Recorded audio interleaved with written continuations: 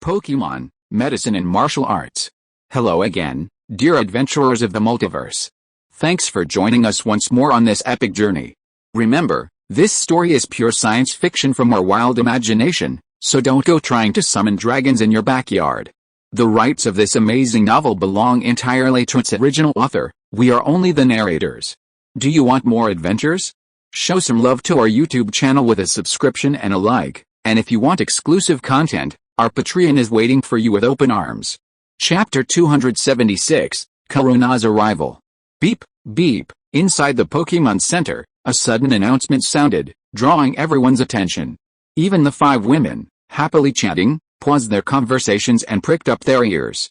Excuse me, is you here? Here's your number. If you hear me, please come to the front desk. Miss Joy's sweet voice rang out over the speaker. It's for you? Serena and the other 2 looked at each other, suddenly unsure what to do.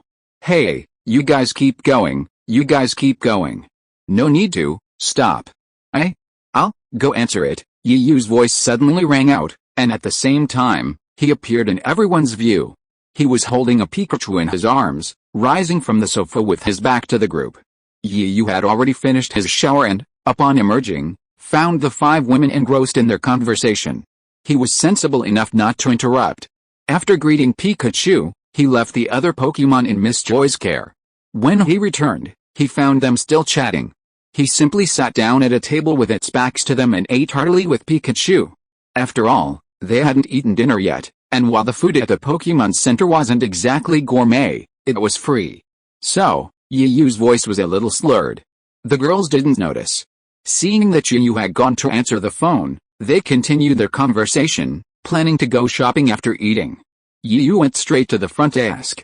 Just as Yu was about to answer the phone, a figure wearing a white windbreaker, a travel bag slung over his back, a pink mask, and sunglasses suddenly appeared outside the Pokémon Center.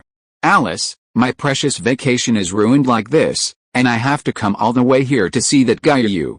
I owe you this in my past life. The figure stopped and looked up at the darkening sky and the red cross, symbolizing the Pokémon Center, shining brightly in the darkness. After another sigh, the figure finally stepped inside. However, before the figure could take a few steps, it was stopped by another figure. You're so sneaky. Could you please show me your ID? Miss Junsha appeared out of nowhere, blocking the entrance to the Pokémon Center and extending her hand to block the figure's path. The figure was startled by the sudden stop and tried to avoid it, but upon seeing it was Miss Junsha, they stopped dead in their tracks. It turned out Miss Junsha wasn't there because of the figure's mysterious behavior, but rather because of the fashion show that would be taking place in Aromatherapy City tomorrow. She had originally intended to meet with Max Yu, the organizer and Pokémon gym trainer, to discuss security for the upcoming event. After all, it was a rare occasion, and many people were sure to gather. However, upon arriving at the Aromatherapy gym, she learned that Max Yu had been taken to the Pokémon Center by Xiaozhi, and she hurried back. This led to the scene just now. Miss Junsha carefully examined the figure before her. Well, judging by her figure, it seemed like a woman, but she was so tightly wrapped up. Could she be some evil person? Perhaps she was planning to take advantage of the crowds tomorrow to carry out some nefarious and illegal activity? If the figure knew Miss Junsha's inner thoughts, they would surely cry out in injustice. Did she look like an evil person? She was just trying to hide her identity, right? And who was she? The champion of the Kalos League, mistaken for an evil person? That's right. It was none other than the champion of the Kalos region, Karuna. Just yesterday, Karuna had just finished filming a scene and was about to take a break when she received a commission from the league. The reason was that someone had been doing a great job helping the Pokémon Center and a local town with their practice, and they wanted Karuna, a champion, to thank them properly. Of course, as the champion of the Kalos region, Karuna refused such a small favor. They're going to ask you to take the place of another superstar. But the Alliance's next words forced him to accept the mission. Recalling what the Kalos Alliance brass had told her about the other party's impressive background and exceptional medical skills, Karuna realized the man they were talking about was actually Yu. Looking at the earnest and persistent Miss Junsha, Karuna couldn't help but hold her head in her hands. Due to her hasty departure, her documents were left with her assistant. She could only remove her glasses and tug on her mask. And then, a big moment unfolded. Wow, look, isn't the champion Karuna? Oh, it really is. Miss Karuna, I'm your biggest fan." Upon seeing Karuna's true face, Miss Junsha froze, but before she could react, she was dragged straight into the Pokémon Center. They ran into Ms. Joy, who had come to investigate. "What's going on? Junsha, what are you doing?" Karuna shook her head with a wry smile and said nothing. But Miss Junsha, as if she had seen a savior, quickly jumped online and grabbed Miss Joy's hand. "Joey, those people outside are really scary. Please help and wait for a moment." As she spoke, Miss Junsha pushed Miss Joy out and briefly explained what had happened. The commotion outside quickly attracted Serena, Xiaoguang, and the other 5 girls. Not only the people and Pokémon inside the Pokémon Center, but also the attention of the people and Pokémon outside, all were drawn to the happenings. As a result, Miss Junsha quickly found her target. Even Karuna followed, since they knew each other. This was truly remarkable. The 5 women had instantly become 7, their chattering becoming a unique sight within the Pokémon Center. However, with a look of fear on her face, Miss Junsha led the girls to a secluded corner and sat down, only then breathing a sigh of relief. Then, Yu returned from his call, carrying Pikachu with him. The search was easy. If Serena hadn't stood up and waved at him, he wouldn't have been able to find it. "Yu, who's looking for you?" After guiding Yu to an empty seat, Serena couldn't help but ask curiously. It could almost be said that Serena was incredibly attentive to anything related to Yu. Happy New Year, everyone. Chapter 277 Understanding of Knowledge.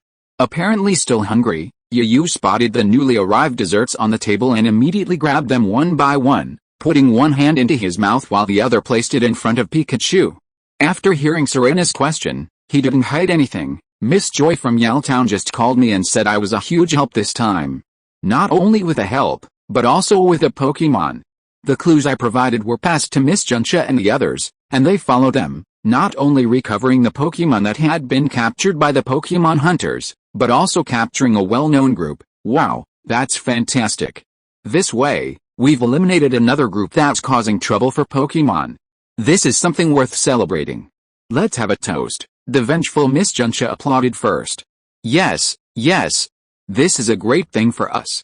We should celebrate." Little Jewel also raised the juice on her table. Led by the 2, everyone raised their glasses. Even Pikachu joined in the fun, struggling to hold the cup with its short hands, looking quite comical. Alright, you little brat. Come on, let me help you." Yu smiled, propping Pikachu up and clinking glasses with everyone. Everyone drank the wine in one gulp, but knowing Yu hadn't finished yet, they quietly waited for his next words. Of course, there were still a few who knew what he was going to say. Then, after Miss Joy reported this to the Alliance, she said someone would be sent down to give me some kind of reward? And also to give me a Pokémon medical license? Seriously, I already have a medical license, why would they bother giving me one? Yu stuffed a piece of cake into his mouth, chewed it quickly a few times, and swallowed it before continuing, "And I'm not the only one who's grateful. I heard that Yan Rong, you got 10,000 or 20,000 Alliance coins as a bonus. It's just that because I seem to be special, someone is sending me gifts. Anyway, I have no idea." Yu looked indifferent, not caring at all about the reward. By this time, Karuna had already taken off her equipment. After hearing Yu's words, she gritted her teeth. "Well, I came to give you something, and you don't care. And you ruined my vacation." Despite her resentment, Karuna explained her purpose for the trip. She grabbed the space backpack next to her and, to the bewildered and surprised gazes of the others, she pulled out a dark blue Pokémon egg with hints of pure white. This is, the moment Yu saw the Pokémon egg, he immediately realized what was happening, dropping his dessert. His gaze fixed on the Pokémon egg, he had a feeling it belonged to him. Facing the curious gazes, Karuna smiled faintly. "Oh, what a shame. It seems someone just now seemed disdainful of the league reward. So, I'll give it to someone else. After all, they don't really care." No, that's impossible.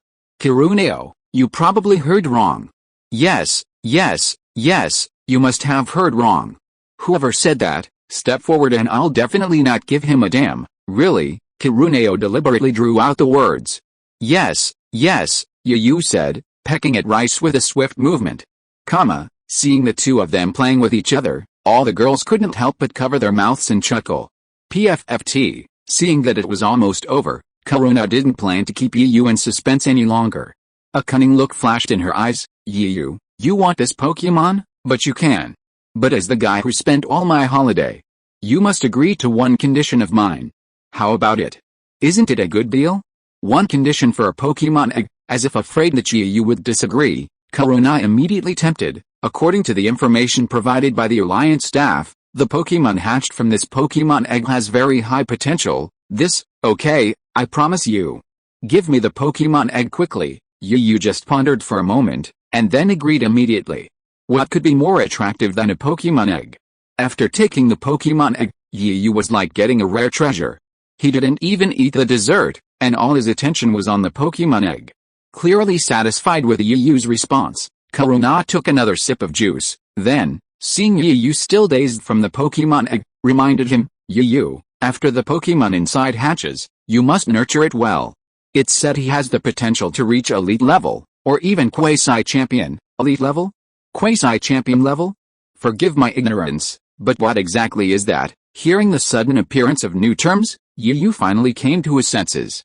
Karuna saw that, aside from the two gym trainers, Xiaozhi and Maxiu, and Miss Junsha, everyone else looked bewildered, even Yu. He was also a little bewildered. Oh, don't you know, he glanced around and saw that, aside from Serena, and Xiaoxu, everyone else was looking at him with strange eyes, and his aura weakened a bit. Do I even need to know this? But no one's ever told me. It wasn't really Yu's fault for not knowing. The main reason was that Yu hadn't properly attended Pokemon school, and Zhao Kuang only wanted him to focus on improving his martial arts, not teaching him much. When he went to see Professor Oak, he assumed Yu knew and didn't say anything. He thought it was all very basic, knowledge that almost every educated trainer knew, and therefore, in daily life, the people around him tacitly understood it and didn't talk about it all the time. All of this meant that, while Yu was skilled in training and healing Pokemon, he was a complete novice. As for Serena and the other three girls, Serena's failure stemmed from her time at Pokemon school, where she frequently contradicted her mother and was completely inattentive, consistently placing her grades at the bottom. Xiaoxu, on the other hand, had focused solely on raising and caring for Pokemon since she was little, paying little attention to other subjects, let alone systematic study. As for although his situation is better than the previous two, due to family reasons, he has been following his teacher Yashio to learn about Pokemon performances. However, Yashio is not interested in Pokemon battles, so is also completely clueless. Chapter 278 Pokemon Levels. Miss Junsha was now doubting her life. Because Junshaling was Yu's adopted sister, the other sisters in the Junsha family also knew something about Yu. Are you sure? Yu doesn't even know the basics, so how are your Pokemon so strong? And what about Serena, and Xiaoxu? It could only be described as fate, or luck, that brought Yu and Serena and the other three together. Yu, what I'm going to tell you is something anyone who's been to Pokemon school knows. Listen carefully, or people will tell you you're clueless again. Seeing that she finally had the chance to take advantage of Yu, Kireno displayed the aura of a champion, coupled with her already powerful aura. This combined force immediately shocked Yu, causing him to swallow nervously, like a student listening attentively in class. Even the nearby Pikachu seemed to be affected. Having just swallowed a piece of cake, it suddenly choked and coughed non-stop. It was only thanks to Xiaoji's quick hand on a drink that it finally felt better. As everyone knows, both Pokemon and trainers are divided into levels. Pokemon are categorized into 7 levels, from lowest to highest: Novice, Normal, Elite, Near King, Near Champion, and Champion. The same is true for trainers. Trainers with higher levels than Pokemon can command them effectively, and those Pokemon will obey their trainer's orders. Conversely, if a trainer's level is lower than the Pokemon's, it becomes difficult to command them, and they may even rebel or even attack the trainer. The best situation is when trainers and Pokemon of the same level are paired together. That's the best scenario. At this moment, Karen seemed to have truly transformed into teacher, rattling off a lot of information, filling in the gaps and the knowledge Yu and the others had missed. Yu and his 4 companions, along with a Pikachu, were all stunned by what they heard, their demeanor serenely intent on learning. Xiaozhi, Maxiu, and Miss Junsha, on the other hand, seemed completely unfazed. They calmly sipped the coffee Miss Joy had just served them while chatting about the fashion show. After all this talk, Karuna was thirsty. Under Yu's inquisitive gaze, she took her own coffee and sipped it, even extending her hand to gesture for Yu and the others to join in. But Yu wasn't in the mood for that right now. His focus was completely on the level Karuna was discussing. At Karuna's gesture, he didn't care if the coffee was hot or not, and immediately picked it up and gulped it down in one gulp. The Pikachu next to him, of course, also had a share. Seeing his master's actions, he followed suit, downing the cup in one gulp. Then, the next moment, the two idiots were seen sticking out their tongues and fanning the hot air from their mouths, trying to make their mouth feel better. Seeing this, the considerate Serena quickly closed another glass of ice juice, and they felt better. Ignoring the aggrieved looks of Yu and Pikachu, Karina took a few more sips of coffee, as if satisfied, and continued, of course, level can't determine everything. Throughout history, there have been trainers in Pokemon who have achieved cross-level challenges. And as long as they train, the bond between Pokemon is deep enough, and the feelings are strong enough. Then those unexpected conditions will basically not occur. Kiruno, can you give an example? The question was asked by Serena. For example, as everyone knows, every region has many gyms, and those gyms have at least one elite-level Pokemon to keep them in check. Some are even more powerful, with several elite-level Pokemon, or even some semi-champion level Pokemon. After all, every gym can be said to be the guardian of that area. Then, Karuna gave Yu and the others some general information about Pokemon levels. So, Karuna, can you tell me what level Pikachu is currently at? Hearing its master mention it, Pikachu's eyes lit up as it looked at Karuna, eager to know its current strength. Karuna studied Pikachu for a moment before offering a clear answer. Actually, the standards for judging Pokemon levels aren't exactly uniform, but I can estimate your Pikachu's strength to be between semi-champion and elite. Ah. So Pikachu is quite powerful, Xiaoxu exclaimed in surprise. You know, according to what Karuna had just said, a Pokemon of Pikachu's caliber is the equivalent of a gym stock. You're overthinking it. Remember, that's only a small number of gyms. Let's not even talk about us, the league champions and kings, or the officially certified gyms. Just look at the players who compete in the league competitions. Anyone who makes it to the top 32 will have at least 3 Pokemon of Pikachu's caliber, Karuna said, pouring cold water on her. But as if afraid of discouraging Yu, she added earnestly, so, Yu, you still have a long way to go in Pokemon? Karuna, however, was overthinking it. Yu wasn't the type to be easily discouraged. On the contrary, the knowledge Karuna had given him today had broadened his horizons. At that moment, besides his boiling desire to fight, his heart was also beating like a fire. He couldn't wait to take Pikachu and the others with him and face off against those masters one by one. Yes, since you said that trainers and Pokemon have levels, what level am I at now? It's a little hard to comment on this, but judging from the fact that your Pikachu didn't lose control and refused to obey your orders, you should be at the Quasi King level, right? Of course, this is not necessarily the case. You must not be proud. Yu nodded as if he had listened to what Karino said. He turned his attention to Xiaozhi and Maxiu who were chatting, and the will to fight in his heart was eager to try.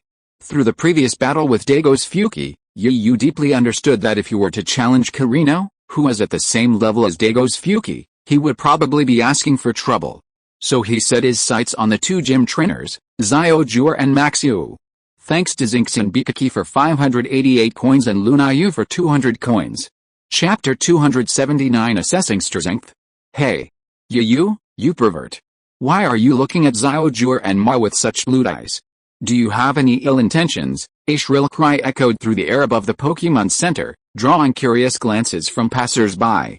The high-pitched roar seemed to startle the dark clouds above, sending them scattering in all directions. The bright moon once again revealed its true form. Yu was utterly embarrassed, her fair face flushed crimson, a look of bewilderment. Under the astonished gazes of those around her, she was like an ostrich Pokemon, practically burying her head under the table. Miss Chuncha was now filled with regret. She hadn't anticipated how awkward her loud voice had caused the situation.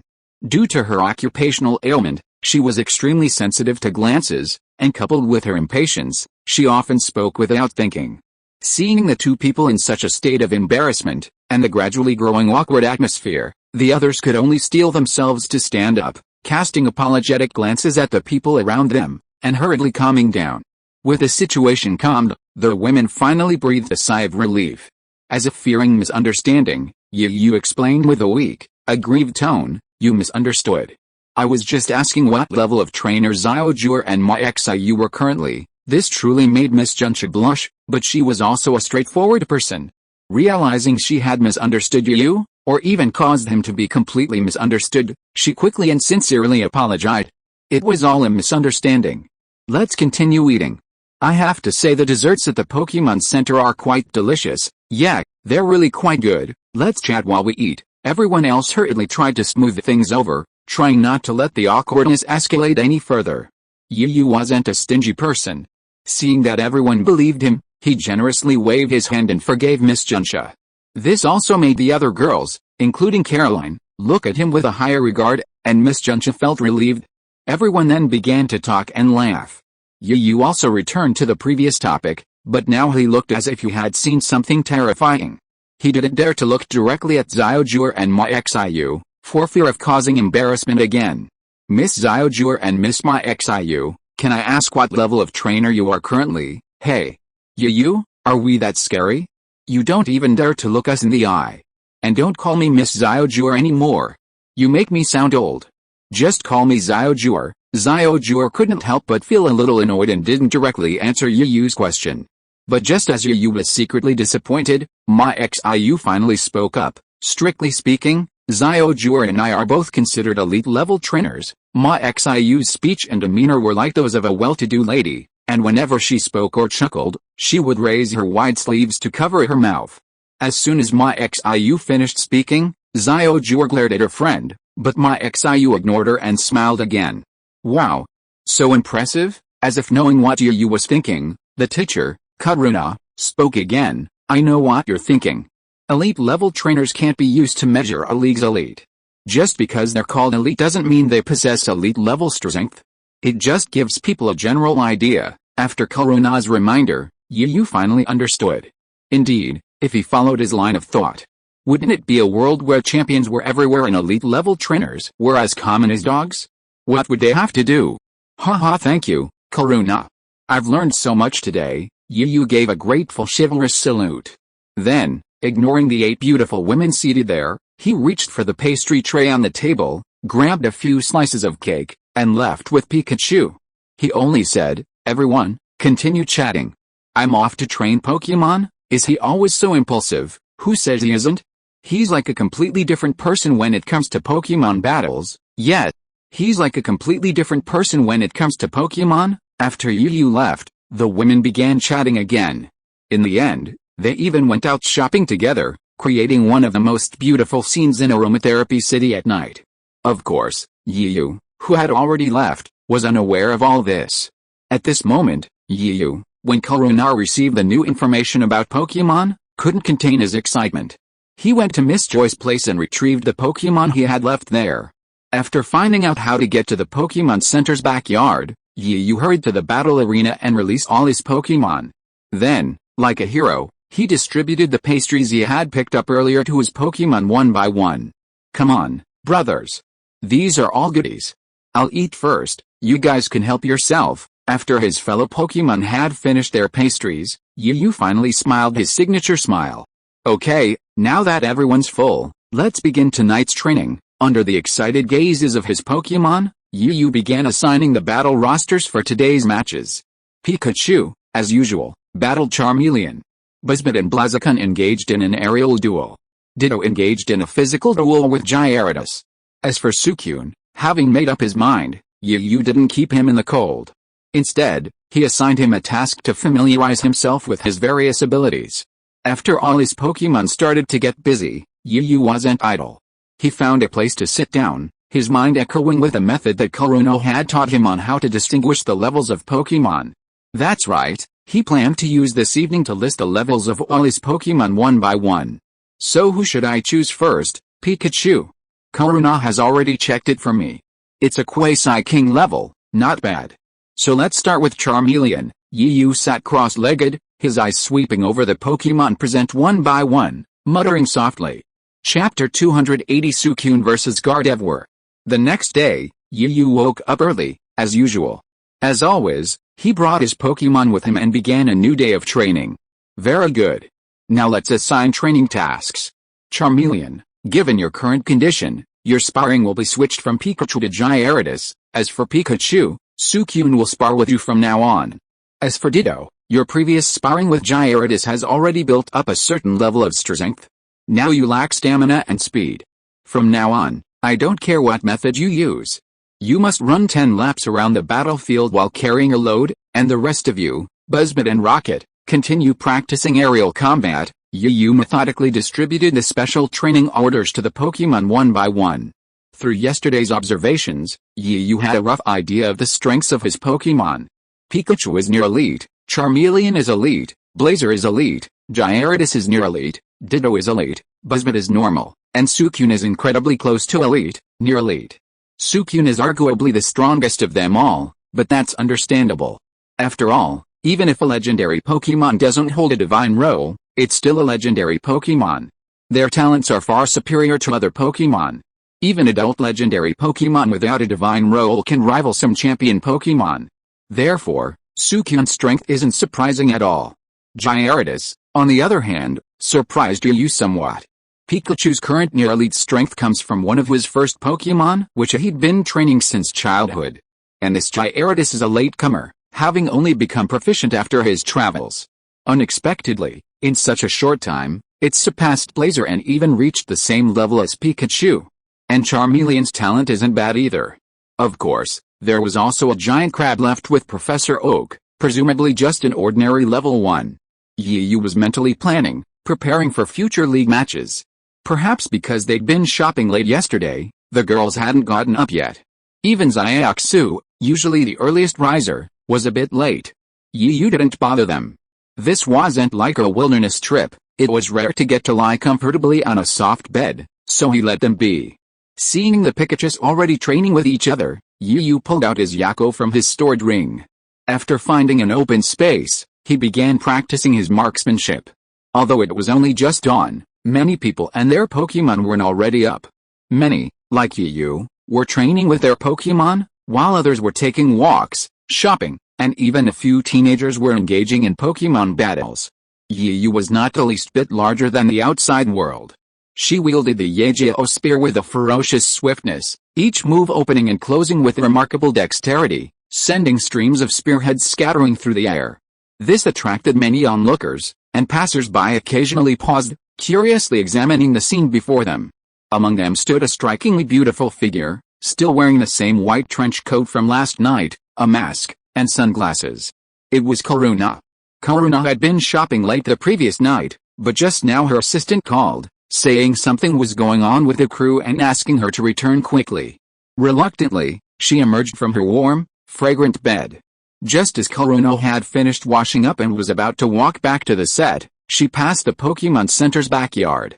Curious, a crowd had gathered, and she immediately spotted Yu. A familiar figure. She didn't bother him, but stood there like a spectator. Bang! As the last move of the gun technique was performed, Yu stood with the gun in his hand, and a breath of foul air came out of his mouth. The moment he came to his senses and looked up, he saw the figure of Karuna. After a moment of daze, Yu quickly put away the Yageo gun, walked towards Karuna and said hello. Then, Karuna, let's have a fight while there is no one around. Hey, Karuna was stunned, and the corner of his mouth twitched. What did he think Yu was going to do? It turned out that his bellicosity came back again. As if afraid that Karuna would not agree, Yu quickly continued, it's a one-on-one Pokémon battle. Although I know I can't beat you, I still want to know the distance between us. It will be quick and won't delay you for long. Even through a pair of sunglasses, Karuna could feel Yu's eyes gaze, the look of if you don't dare to agree, I will cry in front of you, which completely defeated Karuna, and she held her fort and agreed. Seeing that Karuna agreed to his request, Yu, ignoring the resentful and disdainful looks from the other Pokémon, hurriedly herded the training Pokémon out of the battle arena. Afterward, the two sides took positions in the command area. Due to the battle, the number of people had gradually increased, but Karuna had not yet removed her equipment. Looking at Yu, who had already taken his place, he smiled and said, Yu, which Pokémon will you send out? Of course it's him, Yu said with a powerful wave of his hand. It's you, Suicune, wow. You actually have Suicune, one of the 3 sacred beasts, the incarnation of the North Wind, as a champion. Karuna's discerning eyes revealed Suicune's origins at a glance. Yu was not surprised at all. The moment he sent out Suicune, his eyes lit up with excitement. This was his second chance to fight against such a star player of the championship. Yes, it is Suicune, my strongest Pokemon at the moment. Oh. The strongest. Karen pushed the sunglasses on the bridge of her nose. That's really a bit unexpected. I thought Pikachu would be the strongest. But it's more interesting this way. Since you sent out the strongest, then I will send out the strongest too. Come out, my sympathetic partner. Gardevoir, along with a red light that was wrapped around it, it disappeared.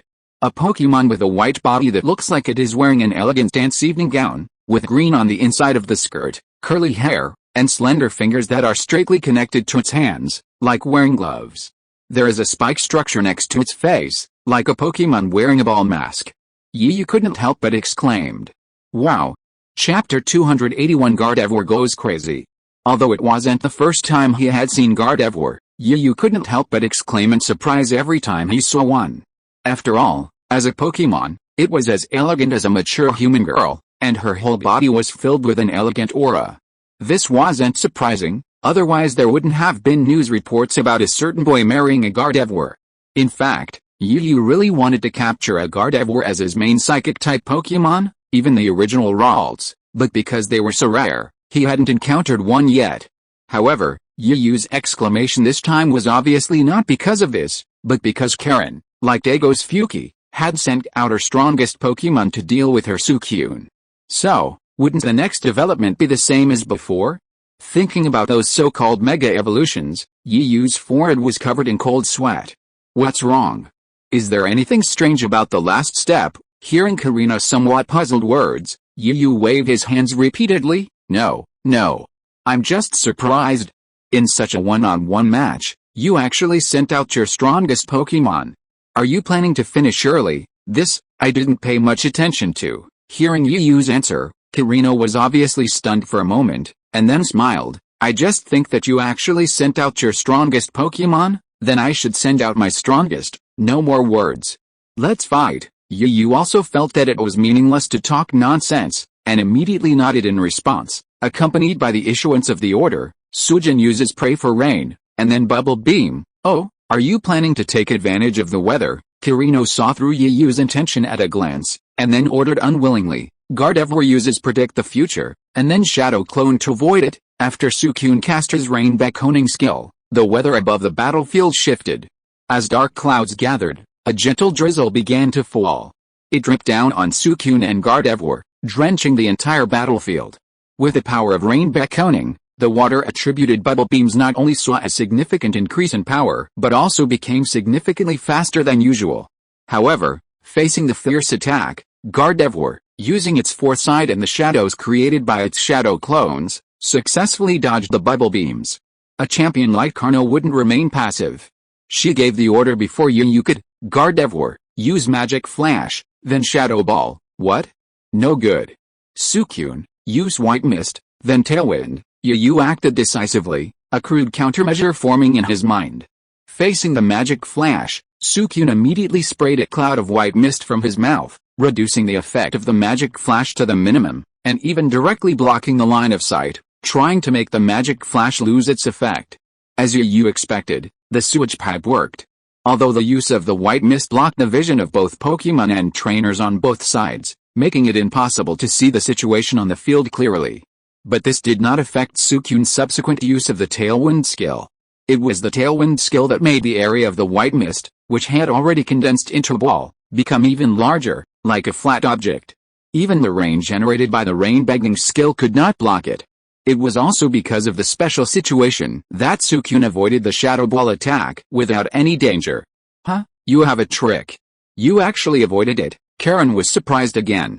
Seeing a champion so surprised by his match, Yu couldn't help but feel a little proud.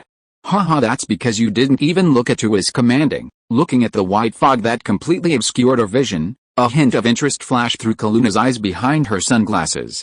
But the battle is getting more and more interesting. Now it's become a battleground in rain and fog. Kellen, fighting like this is even more interesting.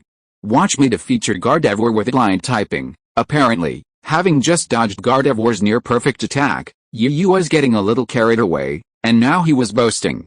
This made Kaluna laugh. Okay, I'm waiting for you to defeat my Gardevoir, but before that, you'll be thoroughly defeated by me. Gardevoir uses coquettish. What? Yu's expression changed drastically. Coquettish is a powerful weapon for Pokémon of the opposite sex. Once hit by coquettish, the Pokémon of the opposite sex will be confused. At this moment, with his vision obstructed, Yu couldn't afford to gamble. The two Pokémon on the field were of opposite sex. Suicune, forget about Suicune, after being with him for so long, Yu knew it was 100% male. As for Gardevoir, since Yu was particularly fond of it, he had even researched it during his studies with Professor Oak. Gardevoir's original form, Ralts, has two evolutionary forms. The male Ralts evolves into Lakazam, while the magnetic Ralts evolves into Gardevoir. Yu's heart couldn't help but rise. We can't just sit there and wait for death when things happen. Suicune, use freeze beam on all sides, but the more he feared, the more it would come true. Suicune's freeze beam seemed to have no effect on his coquettish skills, not even a little bit. The next moment, Suicune's lustful cries were heard, and even Yu, the trainer, blushed. However, Yu knew this was not the time to blush, and he quickly began to do what every trainer would do after a Pokémon was negatively impacted. Suicune, wake up, the one across the way isn't pretty. If you really like it, I'll ask Master for a female Suicune for you. Kalno's face was slightly sweaty, truly shocked by Yu's method of awakening her. As a champion, she was a seasoned warrior, having faced almost every kind of opponent, but she had never faced anyone as blunt as Yu. However, it would have been better if Yu hadn't said anything, as the other female Gardevoir in the field naturally heard what Yu had said about him being ugly.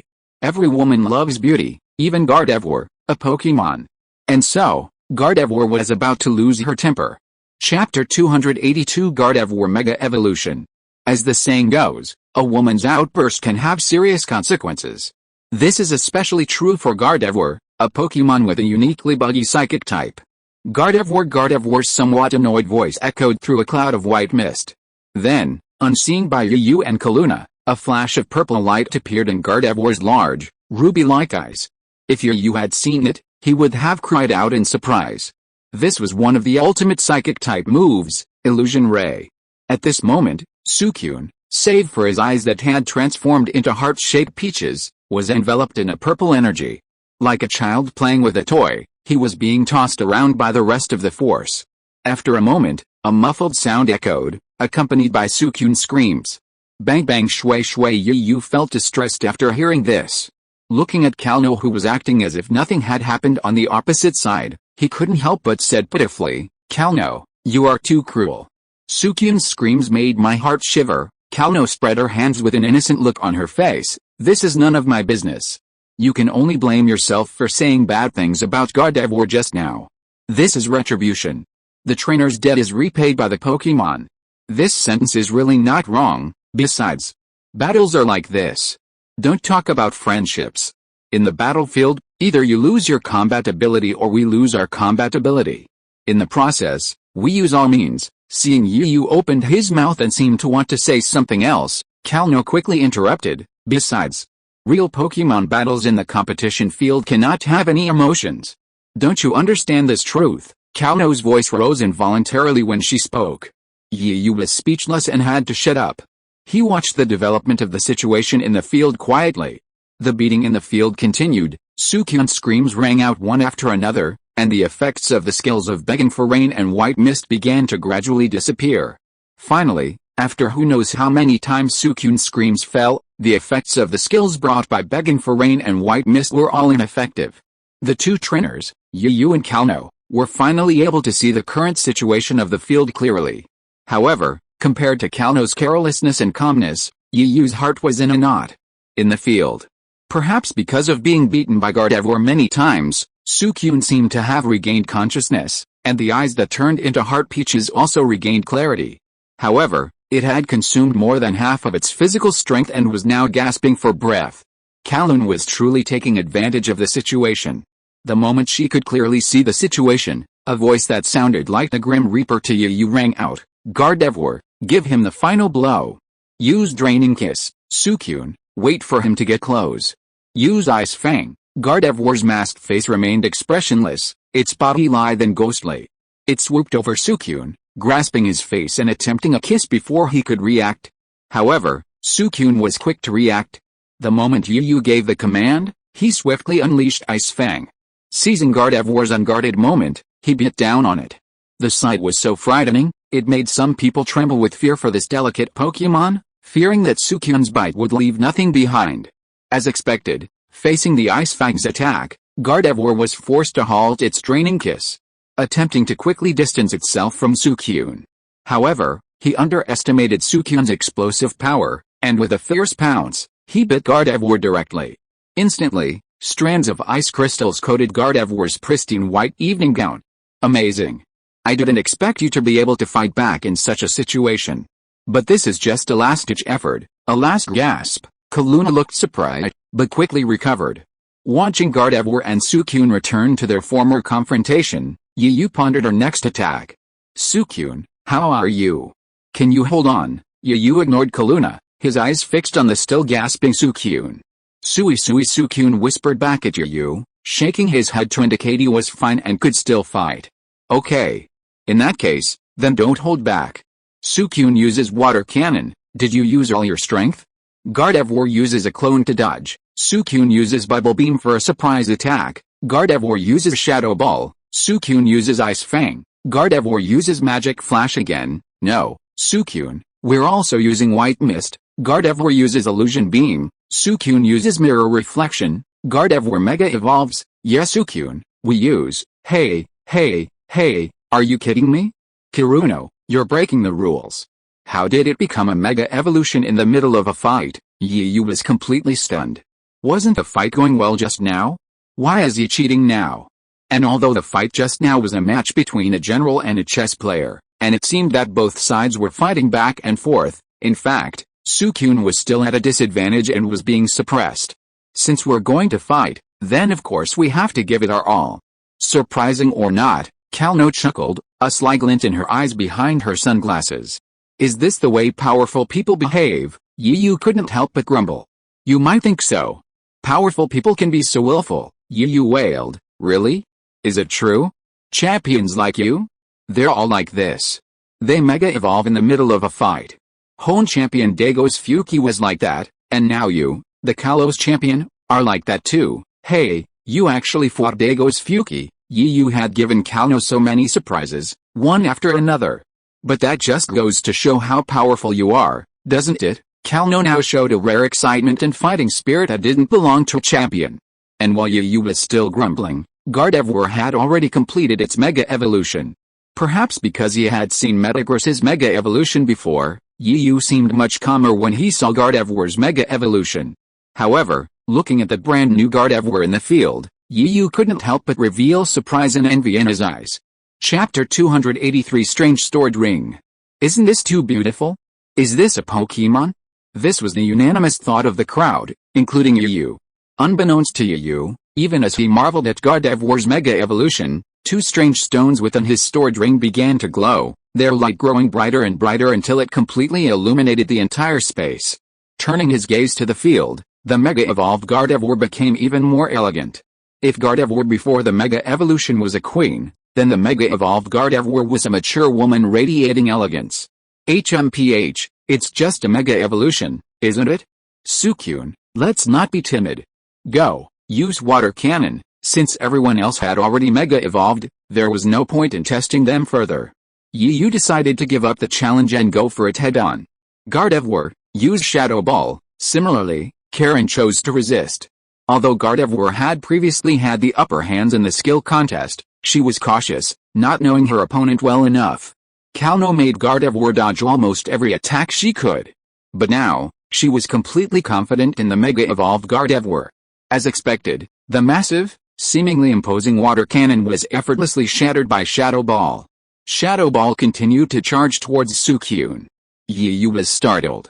Oh my god, that's impressive, there's more to come, Kalno replied. Never mind. Suicune, use Freeze Beam to block Shadow Ball. Just as Suicune was using Freeze Beam with all his might to block Shadow Ball's attack, Kalno gave another order. Yu, Didn't you enjoy fighting in the fog? Then I'll satisfy you. Gardevoir, use Mist Field, then Illusion Beam. What? Yu was horrified, but a faint smile soon appeared on his lips. He hadn't expected to be outmaneuvered by his opponent. Don't panic, Suicune. Since they're using all their strength, we can't hide our weakness any longer. Suicune, use Mirror Reflect. What? This time, it was Kanto's turn to gasp in surprise. You know, Mirror Reflect is an amazing skill that can double the damage of an opponent's special skill. Haven't you seen that movie where a Gardevoir, using Mirror Reflection, actually bounces back the ultimate attack of a mythical beast with a divine roll? Gardevoir, as expected, the next moment, Gardevoir's painful cry rang out. This is exciting. Give them a taste of their own medicine. Ha ha ha, you laughed triumphantly. Thinking about it, from just now until now, this could be considered a real setback for Kanto, the champion. I have a trick. But how do you plan to deal with it next? Gardevoir uses Shadow Clone, then Hypnosis, and then Dream Eater. Ugh, Yu was completely unable to laugh. The misty terrain once again obstructed both sides' vision, but Gardevoir was able to use its psychic abilities to locate Suicune. To prevent Suicune from unleashing any unexpected attacks, Kaluna had specifically ordered the use of Shadow Clone to provide cover. Within the mist, Gardevoir, just as Yu had predicted, used its psychic-type abilities to sense Suicune's location. Then, as if entering an uninhabited area, it swiftly and lightly approached Suicune. However, Suicune proved formidable, drawing on his battle instincts, honed from countless battles with Pikachu and other creatures. As Gardevoir approached, Suicune instinctively unleashed his freezing beam, sweeping it in all directions, hoping to block Gardevoir's advance. While the idea was good, reality proved harsh. Suicune's freezing beam failed to stop Gardevoir's attack and, in fact, revealed a flaw, allowing Gardevoir to close in on Suicune. And so, nothing happened. Suicune was under a hypnotic spell, and even a legendary beast couldn't resist it. His eyelids drooped, his limbs felt limp, and he drifted off to sleep. Yu, it's all over, Karuna kindly warned. Sure enough, as the fog cleared, Yu, who would never give up until the very last moment, sighed as he saw Suicune sprawled out on the ground, sound asleep. It was common knowledge that a Pokémon under hypnosis, or with abilities like Hypnotic Powder, was effectively rendered completely defenseless, like a forbidden target. This effectively declared the Pokémon's imminent loss of combat power, ultimately leading to its defeat. Unless the hypnotized Pokémon possessed abilities like snoring or talking in their sleep, allowing them to attack even in sleep. A sense of powerlessness washed over Yu, and he withered like a defeated turkey. But a glimmer of hope and persistence kept Yu from pulling out his Pokéball and retrieving Suicune. Drops of sweat streamed down Yu's forehead.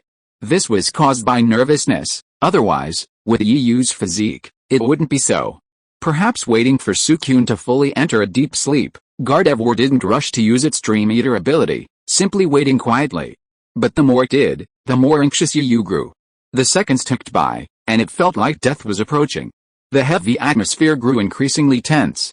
Yu swallowed countless times, feeling his mouth dry. This excruciating feeling made him feel like he would rather starve for days than suffer this. Ah, a helpless sigh echoed, as if he had truly given up.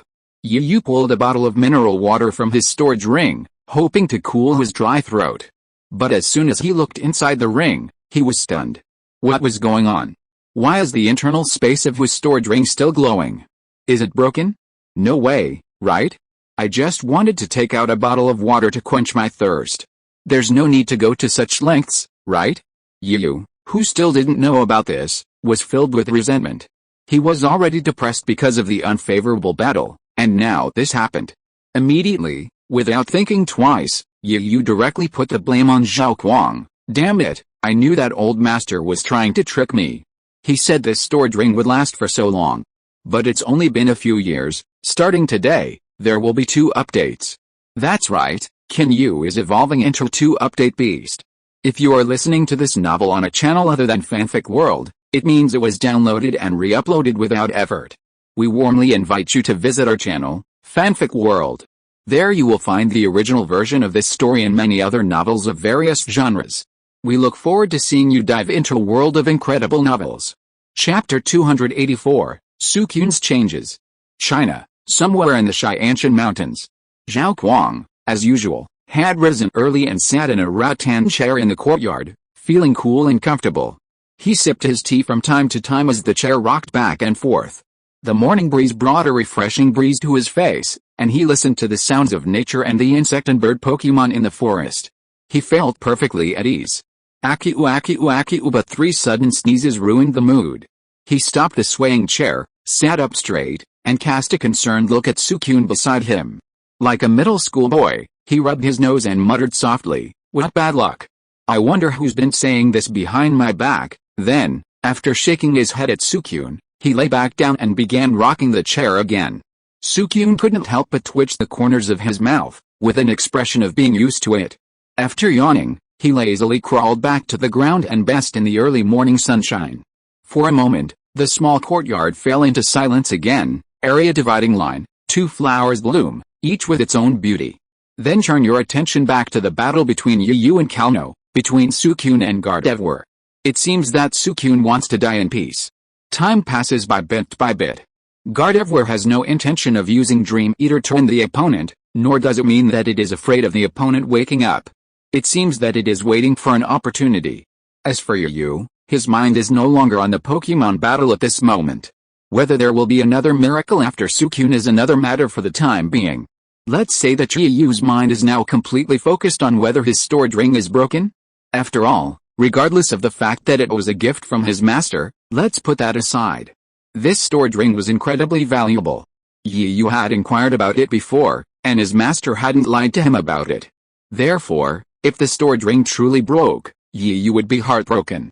Perhaps because he'd been too hasty to see clearly, when Yu calmed down and looked, he realized it wasn't his stored ring that was at fault. It was 2 marble-like stones emitting light. Yu happened to recognize these 2 stones. One was given to him by Buzzbat, and the other was a gift from Karonori across the way. Curious, Yu took them out. Just as the 2 stones were exposed to the air, Suicune, who had been asleep, suddenly opened his eyes with a fierce jerk, completely unpredictable. Even when Gardevoir wanted to use Dream Eater to prevent further trouble, it was too late. The Dream Eater skill truly only works against Pokemon under hypnosis or sleeping powder. It's completely useless in other situations. Therefore, Gardevoir, sensing the situation, immediately swooped back. Although even the legendary Suicune couldn't threaten it now, Gardevoir, out of caution, decisively distanced itself from it. Suicune having awakened from the hypnosis, Suicune was now much more lucid, his watery eyes once again clear. Though still covered in wounds, Suicune showed no sign of worrying. He turned his head toward Yu and shouted several times. His gaze was fixed longingly on the 2 glowing stones Yu clutched, one in each hand. "Hey, Suicune, do you want these stones?" Yu raised a hand and waved it at Suicune. Meanwhile, Kurono had also noticed Yu's presence and noticed what she seemed to be holding, a luminous object. Of course, she wasn't foolish enough to assume, like everyone else, that it was just the glowing object that had inspired Suicune to rally. That glow was so familiar to her. Why does that light look so familiar? It feels like deja vu, Kaluna thought, frowning. At this point, neither side seemed to have any intention of continuing the fight, each tacitly agreeing to take a break. But Kaluna remained motionless, showing no intention of checking in. She also showed no intention of returning Gardevoir to its Pokeball. Even now, Gardevoir was still in its Mega Evolution state. What the hell is going on? Yu was completely baffled, but seeing that Suicune seemed to be delighted with the stone in his hand, he pondered for a moment before throwing the stone in his right hand to Suicune. The stone glowed brightly, forming a beautiful parabola in the air before landing squarely on Suicune. At the very moment Suicune made contact with the stone, a glow suddenly emanated from his entire body. In the afterglow of the setting sun, it felt as if he were bathed in holy light. Oh my god, what's going on? Yu was stunned by the scene before him, completely confused as to what was happening. He might not be as erudite and knowledgeable as Professor Oak or other Pokemon researchers, who could be fully acquainted with any Pokemon situation, but he had at least studied Pokemon under Professor Oak for several years. During that time, he had even visited countless renowned Pokemon professors with him, including Professor Uchiki and Professor Adamaki. Yet, facing this situation, Yu was completely clueless. Despite his confusion, Suicune's transformation continued unabated. The glow lingered for a moment, then gradually shifted from its original vibrant, multicolored hue to a dull, aquamarine glow. While this light wasn't as dazzling as the five-colored radiance of a human, it was considerably softer, giving people a comfortable feeling, like a stream flowing through their hearts. As if to confirm that feeling, the aqua blue light enveloping Suicune also began to slowly transform into substance. Streams of visible, dynamic liquid enveloped Suicune, condensing and absorbing him. The water flowed from his body, condensing and lingering. Oh, what is this? Jelly. Just as Yuyu's bewildered words fell, a sudden swallowing sound was heard beside him. Yuyu looked in the direction of the sound, and a few dark lines appeared on his forehead. He even turned his head away, as if he didn't recognize it. A new month, begging for votes, recommendations, and 5-star reviews. My motivation for writing comes from you all. If there are any big players who vote for me, please vote for me. There are so few who vote for me. Thank you all. Chapter 285. The battle continues. Pikachu. It turned out to be Pikachu, perhaps hungry or for some other reason, after Yuyu's jelly-like words. Pikachu looked at the now imposing Suicune, but instead of being impressed by his aura, he swallowed hard, his eyes already filled with a giant jelly. Hey Pikachu, even though I didn't let you have breakfast before the special training, you don't have to act like this. You're starving like a ghost. And, could you please wipe that drool from the corner of your mouth? It's so embarrassing, Yuyu complained furiously in his mind, coughing softly a few times as if to mask his embarrassment, but also as a warning to Pikachu. Pikachu sniffed and wiped his lips, as if nothing had happened. He stood beside Yuyu, watching the unfolding events with his eyes and nose, his heart watching. What's going on? Yuyu couldn't help but feel a little dizzy watching Suicune constantly changing form, like Ditto. Even now, Yuyu imitated Serena's spirit of asking questions when she didn't understand something. He pulled out the Pokemon Guide and started to operate on it. Ding ding, no data found, no data found. However, as the mechanical synthesized sound rang out, Yuyu was like a defeated turkey, crestfallen. He didn't know whether Suicune was good or bad at this moment, and whether the stone had brought him any negative effects. Hey, Yuyu, this isn't a Mega Evolution 2, is it? Karen said hesitantly. She wasn't sure, but then she remembered that the stone's light was so familiar because it was the same light as Gardevoir's Mega Evolution. However, after hearing Karino's words, and looking at the jelly-like figure in the arena, Yuyu's face was filled with despair. No way? This is also considered a Mega Evolution. Then I'd rather not Mega Evolve Suicune in the future. I'm not a big fan of Pokemon appearances, but at least we should have a positive outlook. Just as Yuyu finished speaking, the water layer surrounding Suicune began to change again. Yuyu's mouth twitched at this. Is this going to stop? Do you really think you're a transformer? Water as if to prove Yuyu's words, with each cry of Suicune, the water layer surrounding it would change. Despite this, the aura surrounding Suicune gradually solidified, slowly spreading outward. However, facing the Mega Evolved Gardevoir, she seemed unfazed. With a simple wave of her hand, the overwhelming momentum vanished like a deflated ball. Suicune continued to transform on his own. Yuyu's eyes suddenly lit up, and he quickly pointed at Suicune, saying, Hey, okay, stop. Suicune, stay in that form. Don't change any more. Watching the somewhat comical scene across from her, Karuna remained stoic but also pondered something in her mind. They both seemed to have forgotten that they still had a Pokemon duel going on. With a long sigh of relief, Yuyu nodded in satisfaction, looking at Suicune, who seemed to have transformed into a completely different Pokemon. Compared to his other appearances, Yuyu preferred this current Suicune form, even though the water ball still enveloped it. But now, it was no longer as comical as the jelly-like appearance it had been. Water balls covered Suicune's hooves, and there were also water balls on its back and head, making it look as if it were wearing a layer of water armor, giving it an extraordinary and domineering appearance. If Pyrbolt was the Pokemon that carried fire while running, then Suicune was the one that carried water. Water. After the transformations on its body stopped, Suicune roared to the sky, the flames of fighting spirit burning brightly in this water-filled environment. Yuyu, stop staring. Their battle isn't over yet, Kalno shouted angrily at Yuyu, who was still immersed in his own world. Our battle isn't over yet either. If that's the case, then I'll strike first. At this shout, Yuyu quickly reacted, grinning triumphantly. Now that Suicune has gained new powers, it's time to unleash them. Use water cannon, you're still too naive? Gardevoir, Shadow Ball, experience always comes first, especially when it comes to Gardevoir, who's countless levels higher than Suicune. Even with Suicune's all-improved stats, his water cannon couldn't escape the same fate, exploding and shattering in the air like a scattering of flowers. However, Shadow Ball, with unstoppable force, barreled towards Suicune. Oh my god, you're still so powerful. Suicune, quick, use Freeze Beam to block it. How did you think that was enough? Gardevoir uses Magic Flash. Just as Freeze Beam blocked Shadow Ball, the blazing light blinded anyone who shone directly at it. If even humans could handle this, how much more so Suicune, a Pokémon? The pain was even worse. Magic Flash not only causes damage but can also cause temporary blindness to Pokémon. But it was only a moment, a blink of an eye. Perhaps insignificant in battles between low-level Pokémon, it could be a life-or-death experience in a fight between high-level Pokémon. You didn't have time to dodge or counterattack before Kanto's command came. Gardevoir, use Shadow Ball again. Swish, swish, swish. As if annoyed that Suicune had always been able to break through her Shadow Ball attacks, Gardevoir unleashed a fierce attack this time, unleashing 3 Shadow Balls in unison. Facing this wave of sharp Shadow Balls, Suicune was helpless. Yu ordered Suicune to use his skills to block or dodge. Watching the thrilling and exciting evasions, Yu's heart tightened, fearing any unexpected mishap. But the more you don't want something to happen, the more it tends to happen. In the series of dodging, Suicune, while successfully dodging with various skills, still possesses some of the best skills among Ghost-type Pokémon.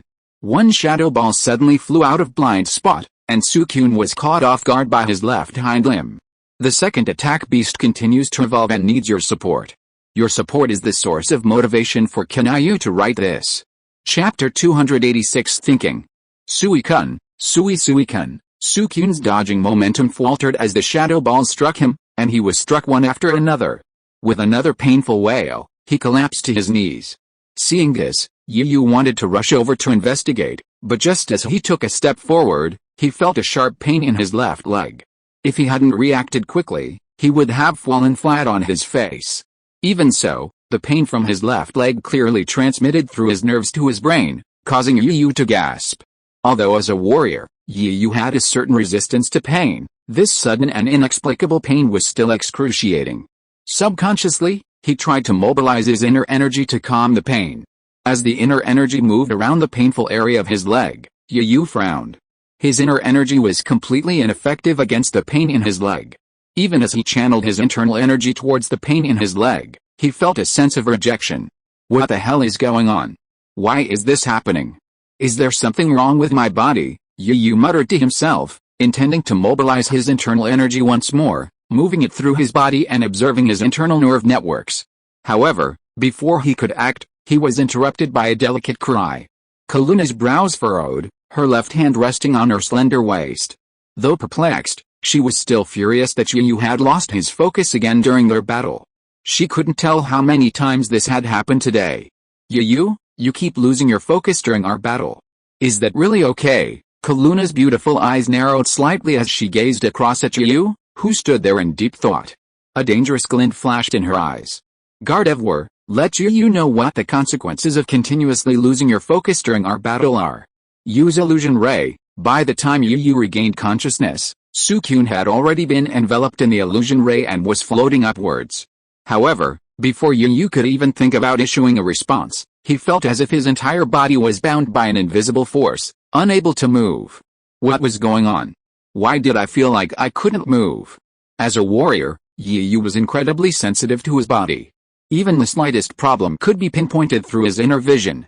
Of course, this didn't mean finding it would resolve the problem, but rather that he possessed a profound understanding of his body. Why was this feeling exactly like the pain in his leg just now? However, as Kaluna had said, the battle was still ongoing, and Yu didn't have time to dwell on it. He quickly issued the order, Suicune, use Mirror Reflect. As Suicune activated Mirror Reflect, the illusory light surrounding it vanished. At the same time, Yu felt his body lighten, as if an invisible pressure had lifted. Yu senses that your mind is completely distracted from the battle right now. So, we're almost done with this. Gardevoir, used Shadow Ball, facing another barrage of Shadow Balls. Suicune, injured in the leg by a previous Shadow Ball, attempted to dodge the attack, but was unable to dodge and was struck directly by it. This time, it wasn't just a single attack on one leg, a continuous barrage of blows descended upon Suicune's body. Immediately afterwards, Yu felt an inexplicable pain radiating from all over his body, causing him to groan. Furthermore, this wave of attacks completely incapacitated Suicune. As Suicune's eyes shimmered and his body fell to the ground, the water masses enveloping him began to fade, eventually transforming into vibrant aquamarine before vanishing, leaving Suicune lying alone on the vast battlefield. While this seemed like an eternity, it was merely a matter of minutes lost to Suicune's sudden change.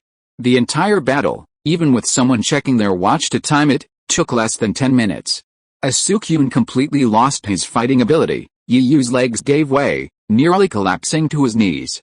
Fortunately, he reacted quickly, adjusting his position and collapsing to the ground, avoiding embarrassment. What's going on? Can anyone tell me? Yu was completely devastated at the moment. He was fine before, but how could he suddenly feel exhausted after Suicune's defeat? Seeing this, Kanto was also shocked. She thought that Yu was deeply shocked by the defeat. She ran over and didn't even have time to retract Gardevoir. Yu, didn't you just get defeated by me? But you can't be so depressed that you sit on the ground in despair. You should know that you are not the only one who lost to me. Yu knew that Kanto had misunderstood him, so he hurried to explain, recounting Suicune's changes and his own abnormalities, as well as his own guesses. After all, in Yu's opinion, as a powerful champion in a region, Kanto must have a wide range of knowledge. She might actually know what the situation is between him and Suicune. Time slipped away quietly as Yu recounted his story. Seeing no excitement to be found, the spectators around him left one by one, though they would occasionally discuss the recent battle. Soon, the vast Pokémon Center's backyard was left with only Yu and Kaloon, along with Gardevoir, who had come to stand beside Kaloon, Suicune, who had gradually recovered, and Pikachu, who looked at Yu with a worried look on his face. After quietly listening to Yu's story, Kaloon fell into deep thought, as if trying to replay a similar incident as the one Yu had recounted. Yu, after all, was not in a hurry. After calming the two Pokémon, he sat cross-legged in meditation, carefully examining his own body. Strangely enough, the strange sensations in his body seemed to have disappeared as Suicune's inability to fight had vanished. Yu couldn't even find any trace of them. His own body seemed to have completely recovered. What was going on?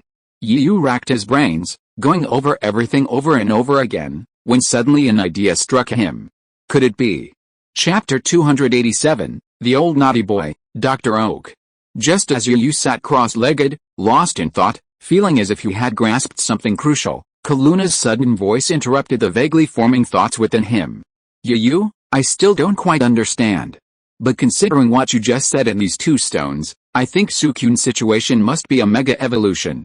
I'm still a little unsure, though. I feel like Suicune's situation just now was more like a semi-finished Mega Evolution, Kaluna said, as she articulated her thoughts. She carefully examined the two strange stones in her hands, one of which she was familiar with. It was the one she had given Yu earlier. Mega Evolution? No way.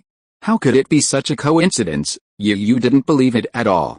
Although he had only heard about Mega Evolution from Dr. Britanno, he had also learned in detail from Dr. Britanno that the probability of obtaining a Mega Evolution with the necessary Mega Evolution Stone and Mega Evolution Key alone was extremely small. I don't know about that either. After all, I'm not an expert in those areas. You should probably consult the professionals about these matters. Kaluna clapped her hands and stood up, rubbing her head, which was aching from thinking. After leaving Yu a piece of advice, she took Gardevoir with her, waved to the still dazed Yu, and left. Goodbye, Yu. I hope you'll have solved this problem by the time we meet again, and that your strength will have reached a new level. Yu, what kind of a deal? He'd just leave me with his headache, leaving me alone, not even bothering to stay a little longer to help me. Oh. Forget it. As Kaluna said, I'll go see Dr. Britanno later and find out more. What else could Yu do? Of course, he could only shake his head and smile bitterly. Afterward, he gave up on his morning exercises. After recalling Charmeleon and the others who had gone off to train elsewhere, he returned to the Pokémon Center. By the time Serena and the other girls finished washing up, the sun was already at its zenith. Of course, Xiaoxu was a surprise. Because everyone was a little unaccustomed to the food at the Pokemon Center, the diligent Xiaoxu had to get up a little earlier than Yu to prepare breakfast. When Serena and the others came downstairs, Yu and Xiaoxu had already begun eating, chatting and laughing as they ate. Yu, Xiaoxu, good morning, Xiaoxu replied with a smile. Yu smacked his lips as he ate his sandwich. It's still early. The sun's already high in the sky, HMPH, what do you care? Ayer tossed his head in a rare display of pride, and he and Serena sat down hand in hand, enjoying a hot and peaceful breakfast together. Everyone ate and chatted. Hey, Yu. Why aren't Pikachu and the others here? Aren't they usually the most enthusiastic when it comes to food? Yet, we had a battle with Corona while there was still time. I've left them with Miss Joy now. By the way, do you have any plans for later? Yeah, we've made an appointment with Ma Xiu and Xiaojuer. We're planning to go do some preparations for tonight's fashion show and see if we can help. Yu, do you want to come with us? Me? I think forget it. This is a matter between you girls, and it's not appropriate for a boy like me to get involved. Besides, I have some things and questions I want to ask Professor Oak, is that so? That's a shame, Serena pouted, feeling a little down. She had originally thought of taking this opportunity to wear the beautiful clothes made by Ma Xiu and the others and show off her beautiful side in front of Yu. Seeing Serena's downcast mood, Yu felt a strange pang of pity. After a moment's thought, he said, how about this? You guys go ahead. Once I'm done with this, I'll rush over to join you. How is that? Yeah, they finished their breakfast while chatting. After helping Xiaoxu put away the dishes and other things, Yu and Serena went their separate ways. Serena, Xiaoxu, and their 3 daughters, Ayer, headed towards the aromatherapy gym, the venue for tonight's fashion show. Yu, on the other hand, remained at the Pokemon Center, reflecting on what had happened that morning. After helping Xiaoxu put away the dishes, Yu headed straight for the phone area and dialed a video call with Professor Oak. The previously black video screen suddenly lit up. Professor Oak's figure was also revealed, still looking energetic. Oh. Isn't this Yu? It's been a long time. Professor Oak, who was initially a little confused, was very surprised after seeing Yu in the video. Long time no see, Professor Oak. How are you doing? Yeah, I'm doing fine. But Yu, you called me after such a long time. You must be a rare visitor, as expected by Yu. Professor Oak came to question him. Yu smiled awkwardly and scratched his hair embarrassedly. Haha, aren't we quite busy? We just arrived in Aromatherapy City yesterday, and I called you immediately today. Professor Oak is worthy of being Professor Oak. After chatting for a while about some daily life issues of Yu, he turned the topic to Pokemon. By the way, it's been so long. Have you convinced any powerful Pokemon? The trainers in Pallet Town who set out at the same time as you. After such a long time, there are at least hundreds or more than 10 Pokemon left with me. This, Yu continued to scratch his head and pretend to be stupid. Don't explain. You really disappoint me. Others send me Pokemon in batches. But you only sent me a stunted giant crab and asked me to help you fatten it up. No, help you raise it. At this moment, Professor Oak on the screen seemed to get more excited as he spoke. He leaned his whole face close to the screen, glaring at Yu on the screen. In short, if you don't send me a Pokemon this time, this matter will not be over. At the end of his words, Professor Oak was like an old naughty boy, shouting loudly. Faced with such a Professor Oak, what else could Yu say? He could only shake his head and smile bitterly, and quickly agreed to send another Pokemon back to Professor Oak later. Only then did Professor Oak give up. Chapter 288 Stunning Fairy Elf. You're a teachable boy. Satisfied with his answer, Dr. Oak straightened his white coat, which had been wrinkled by his excitement, and once again regained the demeanor and grace of a renowned scholar. Speak now, there's no such thing as a visit without a reason. Do you have something to ask me? Dr. Oak looked as if he knew everything. Yu was choked by his words, and the words he was about to open were lost. In the end, he could only bite the bullet and smirk. How could that be? Dr. Oak, who do you take me for? Can't I just miss you and call to chat? We haven't spoken in who knows how long. During the years they studied under Dr. Oak, their relationship was incredibly close, more like grandfather than grandson. Even Xiaomao, the grandson, sometimes felt jealous. So, how often did they use the term grandfather and grandson? Haha, I don't believe you. You're such a bad boy. What were you doing? Dr. Oak scolded with a smile. After some more idle chatter, Yu decided to cut to the chase. He recounted everything that had happened that morning, along with his own speculations and what Kaluna had said to him, to Professor Oak, the renowned Pokemon researcher. Professor Oak, he recounted, this is what happened today, Professor Oak. I battled someone, and then, time slipped by as Yu spoke carefully and Professor Oak listened intently. Listening intently, Professor Oak, driven by professional instinct, even took out a notebook and wrote down everything he considered important. Yu's mouth was dry from the conversation, but he had finally conveyed everything he wanted to say. Professor Oak, in the video, fell into deep thought after Yu finished. Yu didn't interrupt him, but kept the video call open while he went to retrieve all the Pokemon from Miss Joy and quenched his thirst with a glass of water. Aromatherapy Gym. This building is located in the heart of Aromatherapy City. Like its owner, the decor of this gym leans heavily towards the ancient architecture of the island nation. As one of the city's most iconic buildings, the Aromatherapy Gym is naturally quite large. However, due to the upcoming fashion show, a stage, similar to a catwalk, has already been erected outside. Busy figures in work uniforms can be seen everywhere. Some are gym staff, while others are hired by Maxiu. Inside, in an antique-style room, a variety of Pokemon live. Needless to say, these are the Pokemon of Maxiu, the gym leader, with a preponderance of fairy-type Pokemon. Amidst the throng of Pokemon, a few beautiful figures stand out, not seeming out of place. Among them are the three women, Serena and the others, who had already arrived. If Yu were here, he would surely be surprised. The clothes the three women are wearing are not what they wear when they go out. Their outfits are different, but all are fashionable and trendy. Seeing the three girls arrive early, having nothing else to do, they had to help look after the Pokemon. So, at Maxiu's suggestion, they were dragged into tonight's fashion show. Now, they were adjusting their outfits, doing the final rehearsals for the show. Miss Maxiu, I think we should forget it. We're just not up to it, Serena said weakly. Although she was already interested in fashion, she was clearly a little unsure about the upcoming performance. Maxiu, who was helping Xiaoxia adjust her outfit, stopped moving her hands after hearing Serena's words. Serena, believe in yourself. You just lack confidence. Look, you look so cute in this outfit. Compared to Serena, Ayer was much more relaxed, constantly looking at herself in a large mirror, dressed in her fashionable outfits. Serena, Miss Maxiu is right. Besides, you're starting over and participating in the Pokemon show. You can use this as a trial opportunity. It's a rare opportunity, Ayer said. That's right. And Serena and you should be here too. Don't you want to show her off in this beautiful outfit? Xiaoxia said. Hey, Serena seemed to stir.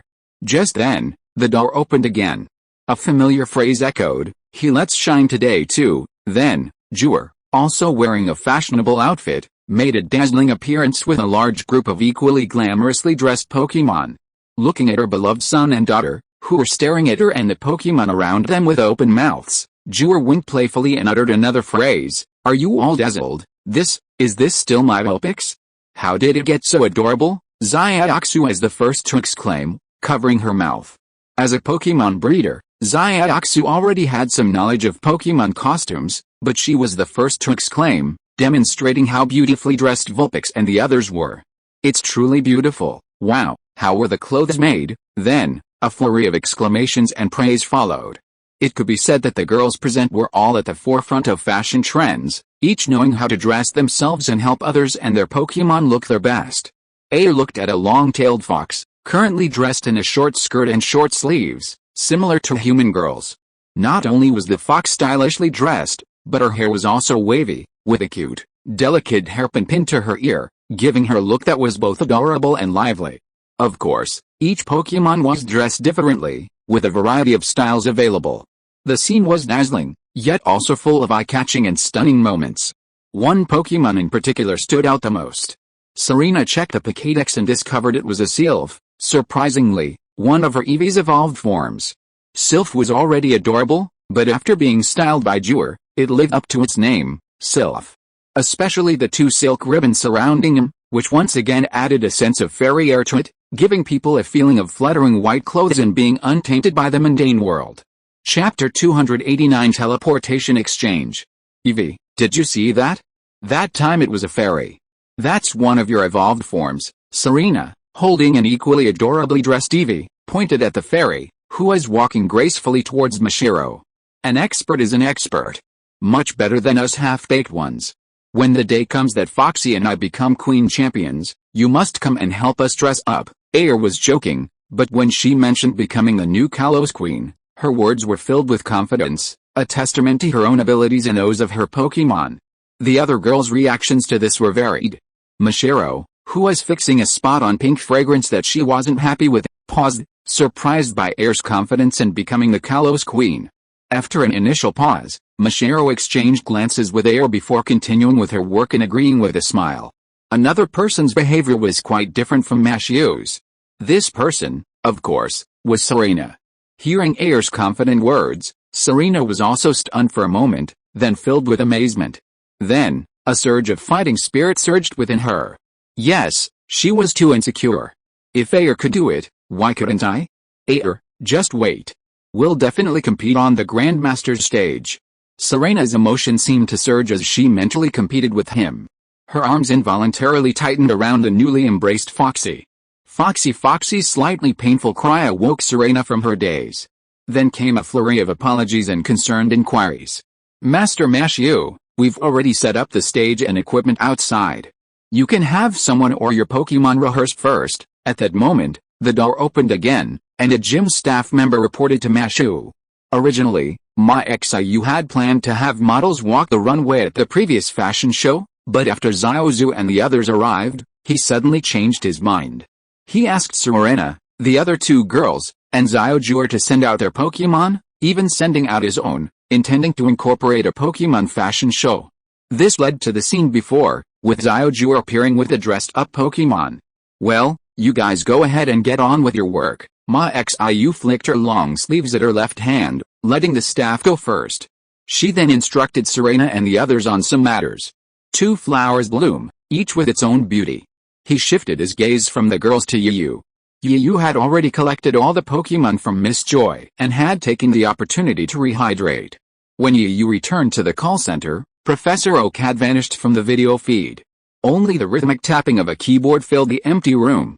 When Yu arrived with Pikachu, he was a bit confused, thinking Professor Oak had left for something. But seeing the video feed still on, he couldn't help but call out, "Professor Oak, are you still there?" Pika. Hearing Professor Oak's name, Pikachu realized his master was chatting with him and couldn't help but call out. After all, Professor Oak was very kind to him. Whenever he visited the Oak Research Institute, he would treat him to delicious food. Just one person and one pet. They waited for a long time without receiving any response. Just when Yu truly believed that Professor Oak was busy and was about to hang up the video call, the video suddenly responded as he was about to leave. "Hey Yu, you're back. How is it going? Did you go find Pokemon for me?" Professor Oak's surprised voice came from the other end of the line.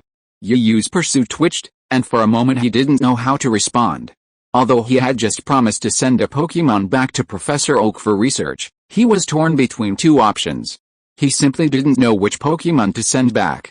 Alice. It seems I have too few Pokemon, Yu sighed inwardly. But he needed Professor Oak's help, and after seeing the way he'd acted in the video, saying, "If you don't send back a Pokemon, I won't tell you what you want to know," Yu was in a dilemma. He hadn't thought about it carefully before, but now that he was thinking about it, he was truly stumped. He simply didn't know which Pokemon to send back. Pikachu and Suicune definitely wouldn't work. Charmeleon, as he was still in the process of developing his strength, couldn't leave either. And Gyarados, arguably his strongest Pokemon besides Suicune and Pikachu, was a good choice to keep with him. That left him with only 2 flying-type Pokemon, Buzzer and Blaziken. However, although both are flying types, Buzzbot is a flying type with a dragon type, while Blaze is a flying type with a fire type. So which one should he choose? Yu pondered, and after a step-by-step selection process, he finally decided to teleport one of Buzzbot and Blazbot back to Professor Oak.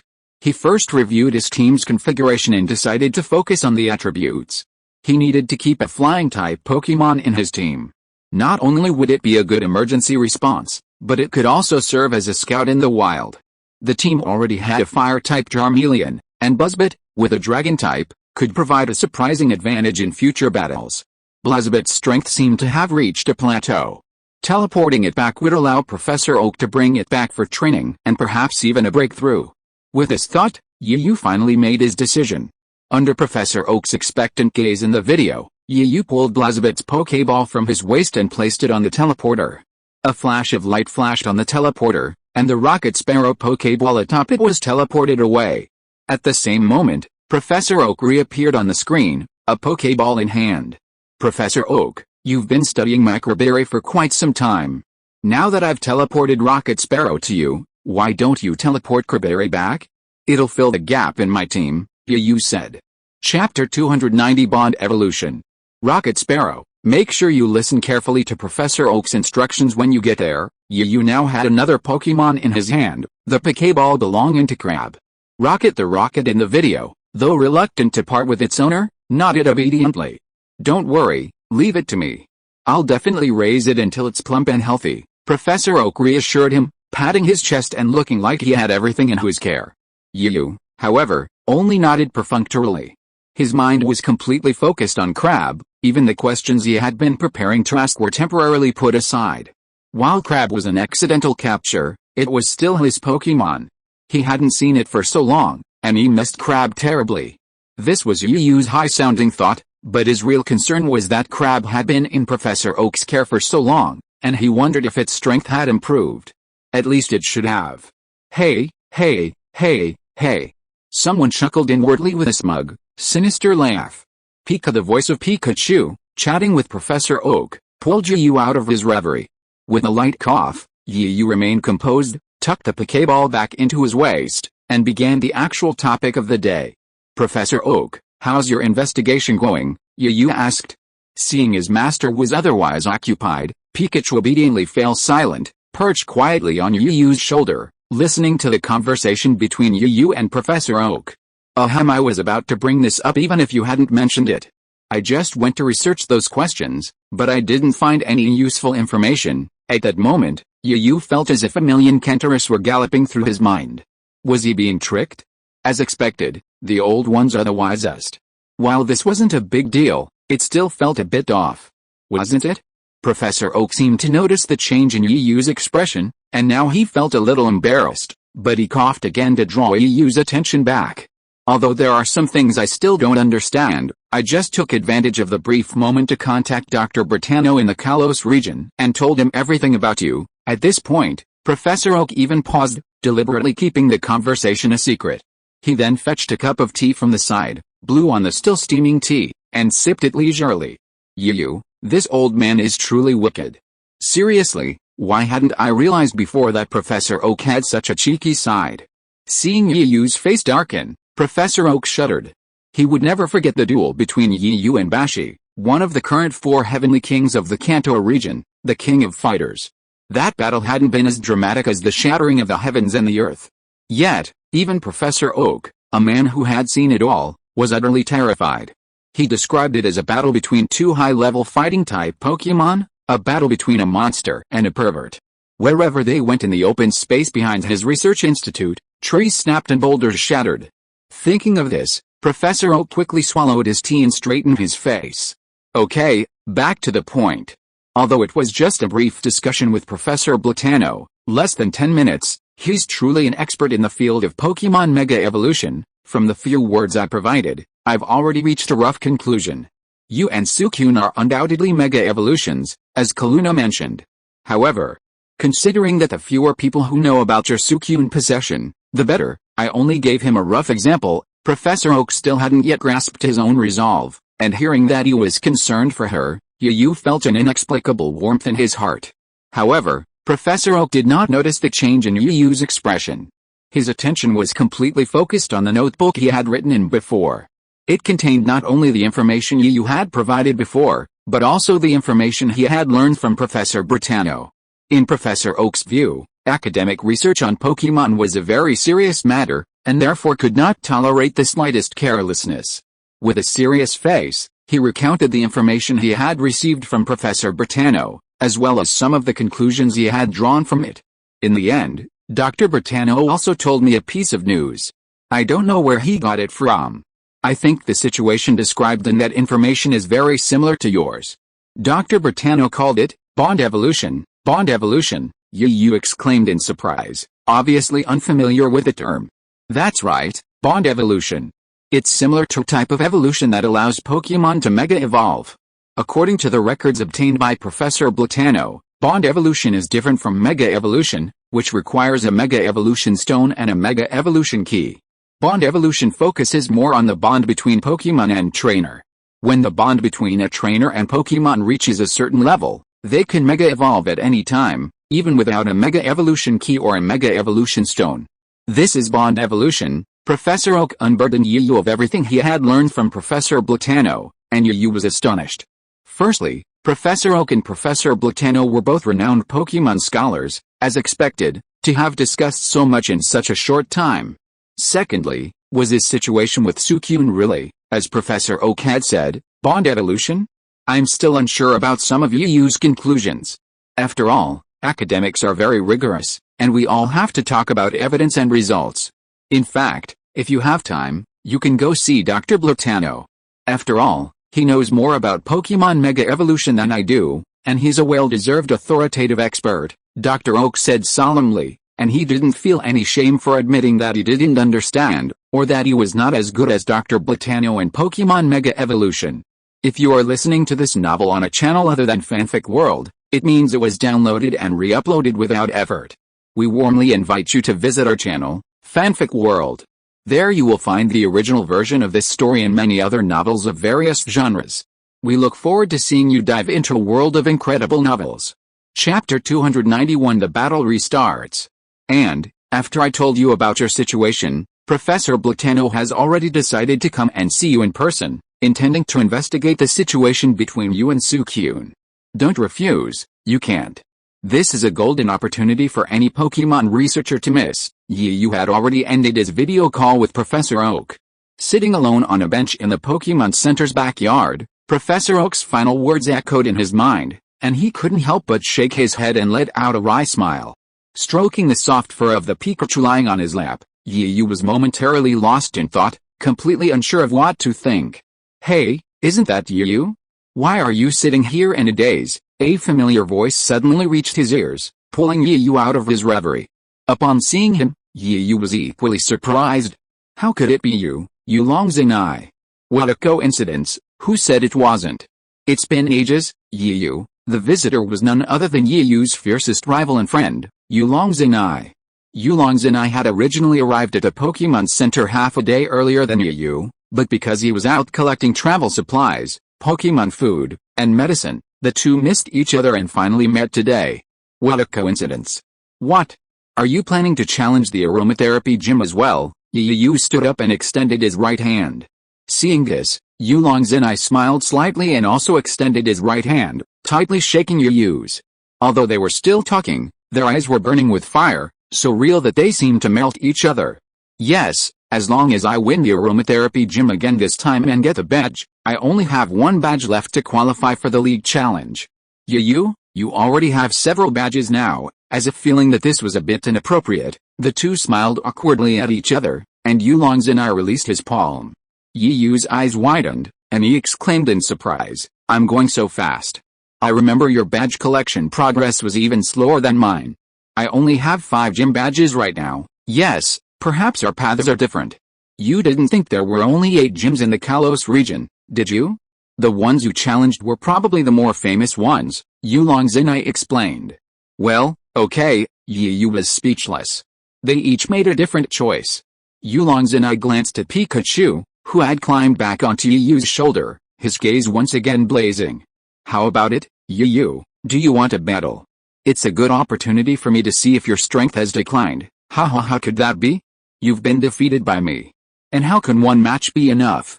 We'd have to fight dozens or even hundreds of them. Isn't that right, Pikachu? Yu's lips curled up in a disdainful smile. But the flames in his eyes grew larger and larger. Pikachu's cry was filled with excitement. He had now shed his previous languid demeanor and stood erect, leaning on Yu's shoulder. A flicker of fire could be clearly seen in his small, dark eyes. Yulong Zinai was not angry, but rather delighted. He wasn't the belligerent type, but for some reason, the moment he met Yu, his blood boiled. Although he was eager to start a Pokemon battle right away, Dan Yulong Zinai patiently explained the rules of the match. Haha, Yu and Pikachu, you two are still as synergistic as ever. In that case, let's have a 3-on-3 battle. Whoever loses all their combat abilities first wins. How about that? Yu gave an okay sign. No problem. Then, both sides quickly occupied the battle area in the backyard of the Pokemon Center, each commanding a position, fearing that someone would snatch one from them. Little did they know, seeing their aggressive demeanor, some of the surrounding trainers retreated in fear, standing quietly in the open space not far from the battle arena, watching the action unfold. He glanced around.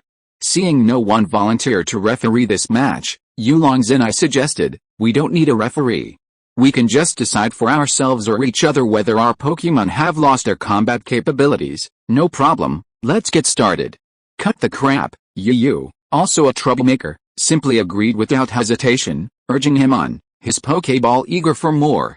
"Let me show you my new companion." Yulong Zinai wasted no time, wiping from his waist. A red and white Pokeball appeared in his hand, and he tossed it out. "Come out. My new companion, Sonic Larva." He looked at the mosquito-like Pokemon in the field, with green wings, a green tail, and large green eyes. Yu grinned. Even though he didn't want to say anything, he couldn't help but grumble, "Oh my god, another Dragon-type Pokemon. You really only want to capture Dragon types?" Hearing this, Yulong Zinai simply raised his index finger and waved it in front of his face. No. You're wrong. My rocket isn't a Dragon type. And if I come across some rare Pokemon, I'll capture them regardless of whether they're Dragon type or not. It's just that my dream is to become a powerful Dragon-type Pokemon Master, even surpassing my brother." As he spoke of his dream, Yulong Zinai's words took on a stronger resolve. Yu seemed to be infected by his aura, and he also became enthusiastic. "In that case, let me meet you, the future Dragon-type Pokemon Master. It's decided on you, Crab. It's a good opportunity for me to see your current strength." Bang! As the Pokeball opened in the sky, Crab, not seen for a long time, was once again sent into battle by Yu. Big Claws the giant crab appeared extremely excited after its appearance. Its mouth was constantly bubbling, and its claws were constantly waving in the air, making crisp sounds as they opened and closed. It was truly impressive. Moreover, compared to the giant crab before, the one Yu had retrieved from Professor Oak still looked a bit malnourished compared to the average giant crab, but it had already undergone significant changes. Chapter 292 Surfing. "Hey, Big Claw Crab, it seems that you are doing well at Dr. Daogu's place. You have started to grow taller and look more voluptuous." Yu greeted the Big Claw Crab that he had not seen for a long time. The Big Claw Crab was very excited to see his master again, but he still knew the occasion. Now, he would use his pair of crab claws to defeat the opponent in front of him as a greeting gift to his master. Let his master take a good look at his progress during this period. Even as he missed his master, the foam that came out of the Big Claw Crab's mouth became more and more, and his eyes could not help but squint, as if he was immersed in some beautiful fantasy. But Yu saw it differently. He couldn't help but hold his forehead and mutter to himself, "What's wrong with that crab? He's thinking about sex during the day," but he was truly impatient at the moment, so he stopped daydreaming. Yu issued a battle order, announcing the start of the battle. "Crab, use Bubble Ray. Is it about to start? Ultrasonic Larva, use Mud Throw. Use a ground-type ultimate to counter it. Crab, use Mud Shot. Use Ultrasonic Larva. Use Mud Throw again." Suddenly, dust flew across the battlefield, and water mixed with some of the dust, making the ground damp. Both sides exchanged a wave of ultimates, neither gaining an advantage. Since ranged combat isn't working, let's engage in close combat. Crab Claw, use Crab Punch. Sonic Larva, use Dragon Tail. Bang! The crab claws, instantly gleaming white, collided with a dragon tail, shrouded in emerald light, sending a muffled thud through the air. "Ah, horse. Another even match. You really underestimated your crab claw." Yulong Zinai looked surprised. He had always been incredibly confident in the power of his Sonic Larva, but he hadn't expected to be repeatedly matched by the seemingly stunted crab claw across from him. Yu frowned. The crab punch, originally possessing the water attribute, was a counter to the ground attribute of the sonic larva. However, his previously powerful skills were completely useless against the dragon attribute of the sonic larva. You, as your hometown saying goes, it's rude not to reciprocate, you should try my trick too. Ultrasonic larva, use quicksand hell. Suddenly, the battlefield, centered around the crab, began to gradually sink. The once solid battlefield had become incredibly soft. A vortex of quicksand gradually expanded, threatening to engulf the crab. For a flightless Pokemon like the crab, once trapped in quicksand hell, it's like being trapped in a swamp. No matter how powerful it is, it's powerless. Faced with this sudden attack, Yu was momentarily at a loss for a solution. Just as he was about to watch the crab being swallowed by the quicksand, it remained calm, spitting white foam. Then, the crab's body suddenly rose, and beneath it, waves of water surged, carrying it upwards into the sky. Facing the swirling confines of the quicksand hell, the giant crab now surged out like a surfer, gradually breaking free. Furthermore, the waves created by the giant crab's escape didn't cease, but instead surged towards the ultrasonic larva. Facing the surging wave that threatened to engulf the ultrasonic larva at any moment, Yulong's and I remained calm.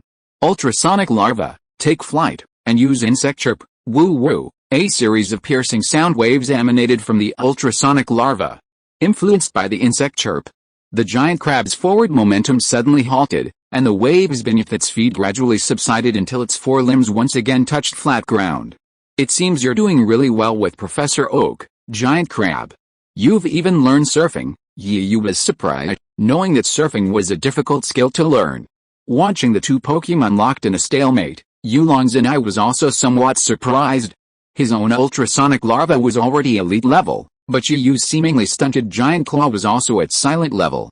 Yulong's and I took a deep breath and shook his head, trying to stop dwelling on it. Although we're at the same level, I believe my ultrasonic larva is still the most powerful. Ultrasonic larva, use sandstorm, then earthquake. The instant the order was given, ultrasonic larva executed with unwavering efficiency. Suddenly, the battleground was ablaze with yellow sand. Since my conversation with Professor Oak, it was already noon, the sun at its peak. However, as the sandstorm rolled in, the intense sunlight failed to penetrate at all, completely blocked out. There was no time to deal with the trouble the sandstorm would cause. Yu's mind was now preoccupied with his earthquake. Big Claw Crab, use surf, then crab punch. Yu intended a desperate, all-or-nothing move.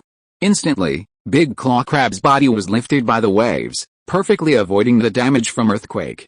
Then, swept by the sandstorm, Big Claw Crab transformed into valiant surfer, like a lone boat on a sea of swirling waves and howling winds.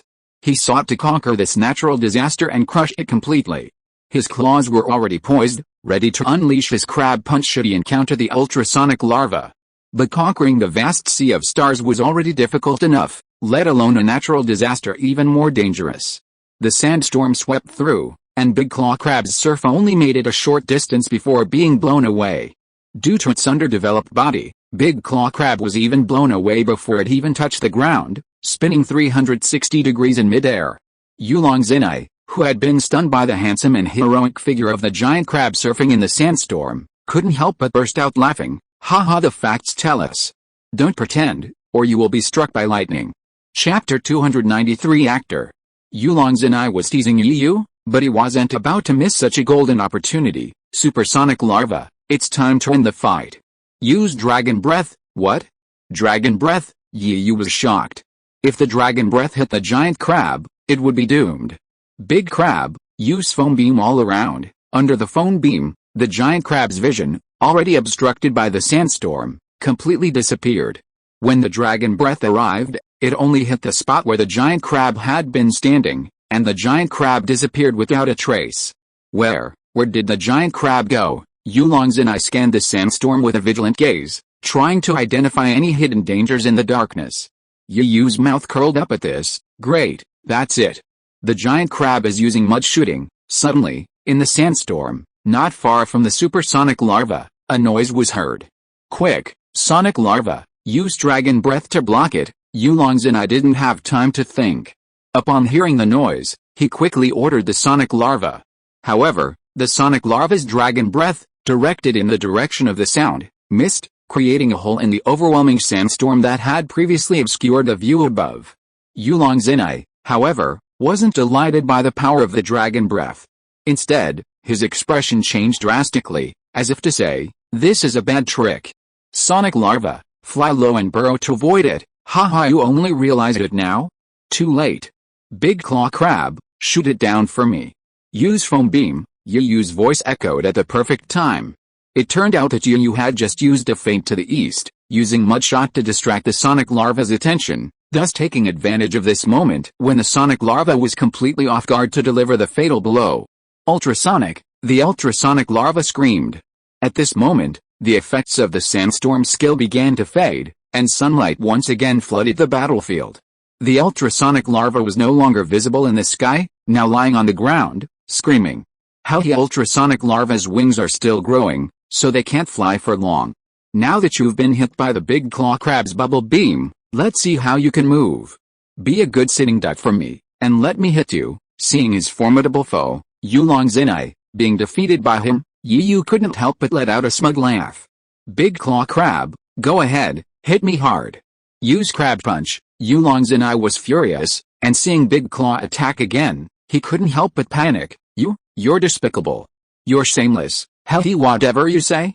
I'm definitely winning this round.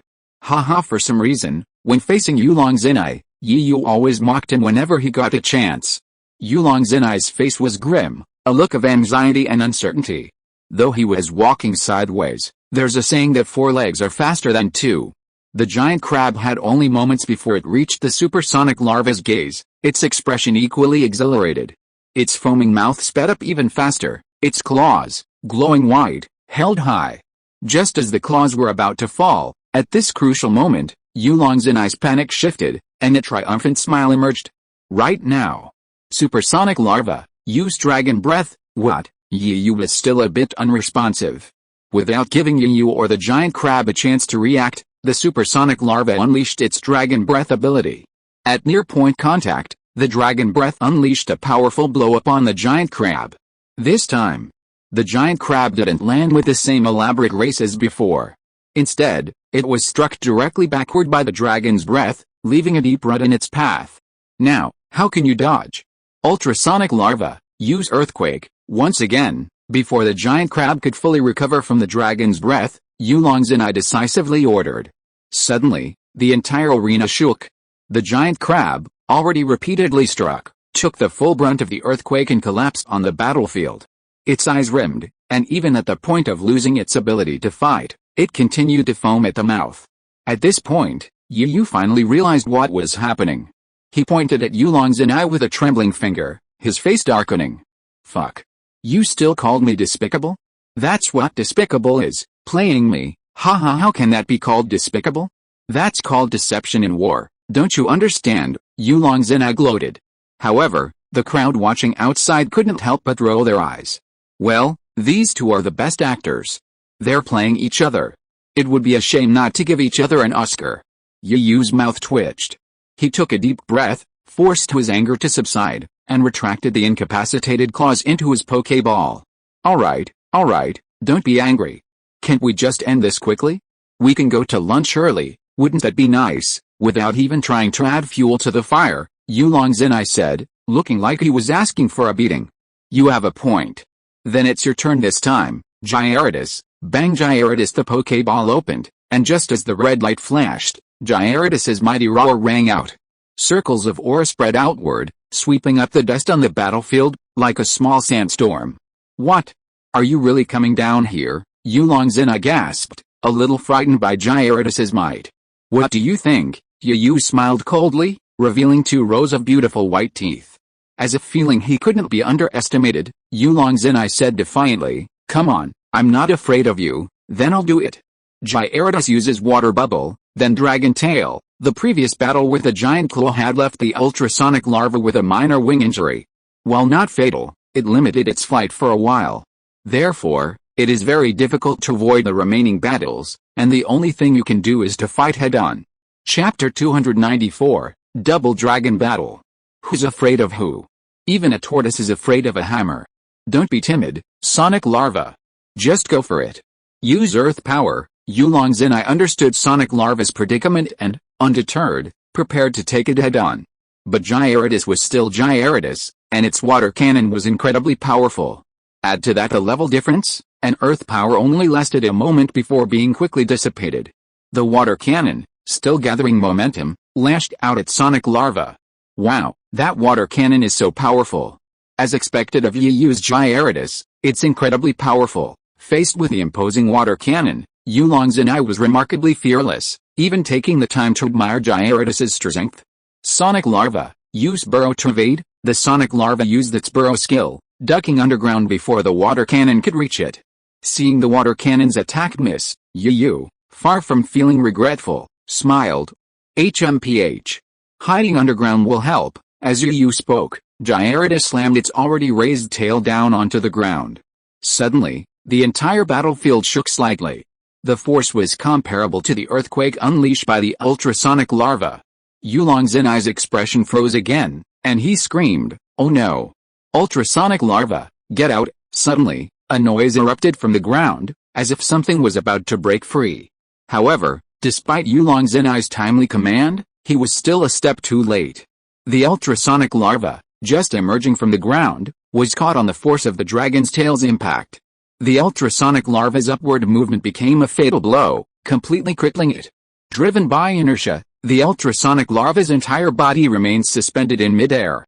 At that moment, Gyarados had already arrived, its thick tail once again raised high. Then, like a baseball bat, Gyarados roughly knocked the sonic larva out of the arena. Without a word, he silently retrieved the sonic larva, now completely incapacitated, back into his angry Pokeball. With a flick of his Pokeball, Nobuo Yuyu sent his next Pokemon into the arena. Gyarados, huh? You're an old rival indeed. If that's the case, you'll take on Gyarados this time. Here's your chance to avenge your previous defeat. As the Pokeball opened, Nobuo Yuyu's words echoed. Oh. Just a defeated opponent. Gyarados is nothing to fear. Seeing Nobuo Yuyu also send out Gyarados, Yuyu was surprised at first, then a disdainful smile curled his lips. This wasn't the first time Nobuo Yuyu's Gyarados had clashed with his own. While his side didn't always have overwhelming power, they always emerged victorious. Yulong Zenai ignored Yuyu's taunts, his eyes filled with determination. Haha, don't dwell on past victories. You know, my Gyarados is constantly improving. Who'll win this time is still unknown, then give it a try. Gyarados uses water cannon. We use water cannon with Gyarados, too. Wow.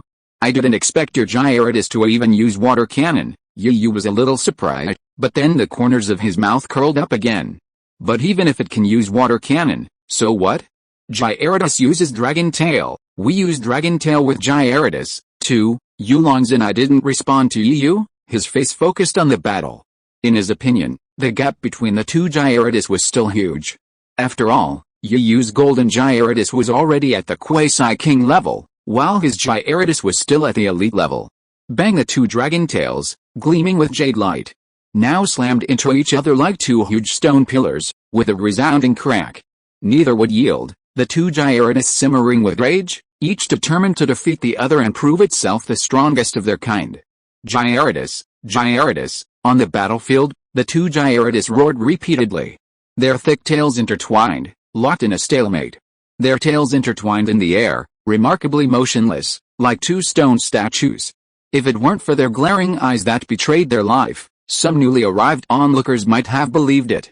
However, the disparity in strength between the two remained, and the standoff lasted only a moment. The intertwined tails of Nobuo's Gyarados began to tremble slightly, then tilted slightly in the opposite direction of the Golden Gyarados'. Good fellow. In a contest of strength, you're only just a hair weaker than my Golden Gyarados. But just that, and your defeat is certain. Yu, looking confident of victory, smiled faintly at the increasingly grim expression on Yulong Nobuo's face, appearing smug. It's time for Gyarados to win the fight. Use Destruction Ray. No, Gyarados, use Water Cannon. Yulong Nobuo hurriedly ordered a counterattack, no longer caring about the fact that his Gyarados was inferior to Golden Gyarados in a contest of Dragon Tail power. Although he longed to have his Gyarados unleash the even more powerful Destruction Ray, he was unable to do so due to his low level. Yulong Nebuno could only use Gyarados' most powerful move to block it. An orange ball of energy gathered in Gyarados' mouth, unfazed by the possibility that Gyarados' water cannon would fire before it could. Nebuno Uriah was really anxious. He didn't care whether the destruction death ray was used or not. With the idea of preemptive strike, he quickly gave the order, Gyarados, quick, fire the water cannon. Both Gyarados were very large. Although their tails were still in a stalemate, the distance between their two ferocious heads was at least 3 meters. Therefore, even if the water cannon was fired and hit the golden Gyarados, it would take at least 2 or 3 seconds for the transition reaction. But these 2 or 3 seconds were enough for the golden Gyarados. At the moment when the Gyarados fired the water cannon, the golden Gyarados also moved. Gyarados. Chapter 295 Roar. Gyarados. Golden Gyarados' deafening roar echoed as it launched a column of orange energy, a beam of destructive energy. While the water cannon's launch was also impressive, it seemed rather dull in comparison. The destructive beam, however, was intimidating at first glance. Facing the water cannon's onslaught, the destructive beam charged forward without hesitation. Initially, due to inertia, the two forces held each other in a stalemate in the air. But even that brief moment was followed by the water cannon's crushing defeat, completely shoved back by the destructive beam. The distance between them had initially slowly narrowed, but then gradually widened as their skills widened. Is this the level gap between us? It truly is a chasm, Yulong Zenai chuckled bitterly. He felt a complex mix of emotions. Was there still a gap between him and Yu? Watching helplessly as the water cannon was stomped away by the destruction ray, Nebuno felt a sense of exhaustion. Sure enough, in the face of a certain amount of power, all other schemes and cunning schemes were rendered meaningless. Boom! The sound of an explosive wave echoed over the field, stirring up a puff of white mist. Though the result was still unknown, Nebuno had already consciously taken out Gyarados' Pokeball. Even with this fluke in mind, he didn't believe his Gyarados would still have the stamina to remain on the field if the destruction ray was a perfect hit. While the water cannon had drained some of the damage, the destruction ray's power was undeniable. As expected, when the mist dissipated, Gyarados' massive body lay prostrate on the ground, its menacing eyes gone, replaced by circles that signaled its inability to fight.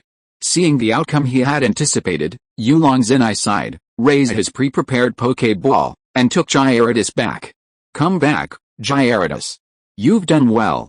Leave the rest to us. In contrast, the atmosphere on Yulong Zenai's side was somewhat subdued. Yu's side seemed much more cheerful. Looking at Gyarados, who stood like a god of war, Yu generously praised him, encouraging him. This excited Gyarados, whose roars echoed over the battlefield. Yulong Zenai, it's 3 against 3. You only have 1 Pokemon left. Send it out quickly to end this battle. Let's go get lunch. I'm starving. Yu's voice became arrogant again as he spoke. Whether intentionally or not, he raised his head slightly, his nostrils pointed directly at Yulong Zenai's. Huff, huff, huff. Taking a few deep breaths, Yulong Zenai suppressed the urge to strike, gripping his newly produced Pokeball tightly. If it weren't for the exceptionally special materials used to make the Pokeball and the shoddy quality, it would have been crushed by Yulong Zenai by now. Haha, go ahead and be so arrogant. Let me see if you can still be so arrogant later, Yulong Zenai uttered bitterly. At the same time, he hurled the Pokeball with all his might towards Yu, as if intending to crush him to death with it, just to vent his anger. This was bound to disappoint Yulong Zenai. Not only did he lack the strength to do so, he wasn't sure he could find Yu even if he tried. And most importantly, the Pokeball itself had a sensor. Every time a Pokeball was thrown, releasing a Pokemon, it triggered a sensor between the trainer's belt and the Pokeball, automatically retrieving the outgoing Pokeball. Come out, Gyarados. Give him a good lesson. Oh, has Kabutosaurus evolved? Yu exclaimed in surprise when he heard Yulong Zenai call out his name. He remembered that Kabutosaurus had been following Yulong Zenai since they were still baby dragons. He hadn't expected it to evolve again in such a short time. Gyarados' roar echoed with a mighty force. Suddenly, a powerful aura, even greater than that of Gyarados, spread outward in waves. And with the full manifestation of Gyarados' presence was fully revealed. Gyarados, previously completely unconcerned and almost nonchalant, couldn't help but narrow its huge eyes slightly, an aura even more dangerous than before pulsing within them. Similarly, Gyarados, having just appeared, roared, his eyes fixed intently on the Gyarados, a creature of comparable size. Although they were both old rivals, this didn't affect the mutual admiration between the two Pokémon. That's right, it was mutual admiration. It was the human equivalent of heroes admiring heroes. Both Pokémon could sense the other's strength, and the moment their eyes met, the temperature around them rose sharply, the flames of battle boiling. In each other's eyes, it was as if no one else existed. Even their own trainers seemed to have vanished from their worlds, leaving only each other's presence. Gyarados, as if feeling it couldn't lose, Gyarados roared after Gyarados' roar. Gyarados seemed to share the same sentiment, and then, neither of them gave in. Gyarados, their actions had actually annoyed someone. At this moment, Yu was seen with his legs in a horse stance, his palms facing up on his chest, and his chest was slightly bulging. Then there was a sound, which was even louder than the sound made by the two extremely imposing-looking Pokémon. Enough. Shut up, all of you. Do you two have fun? It roars, and you roar. What are you doing? Rebellion?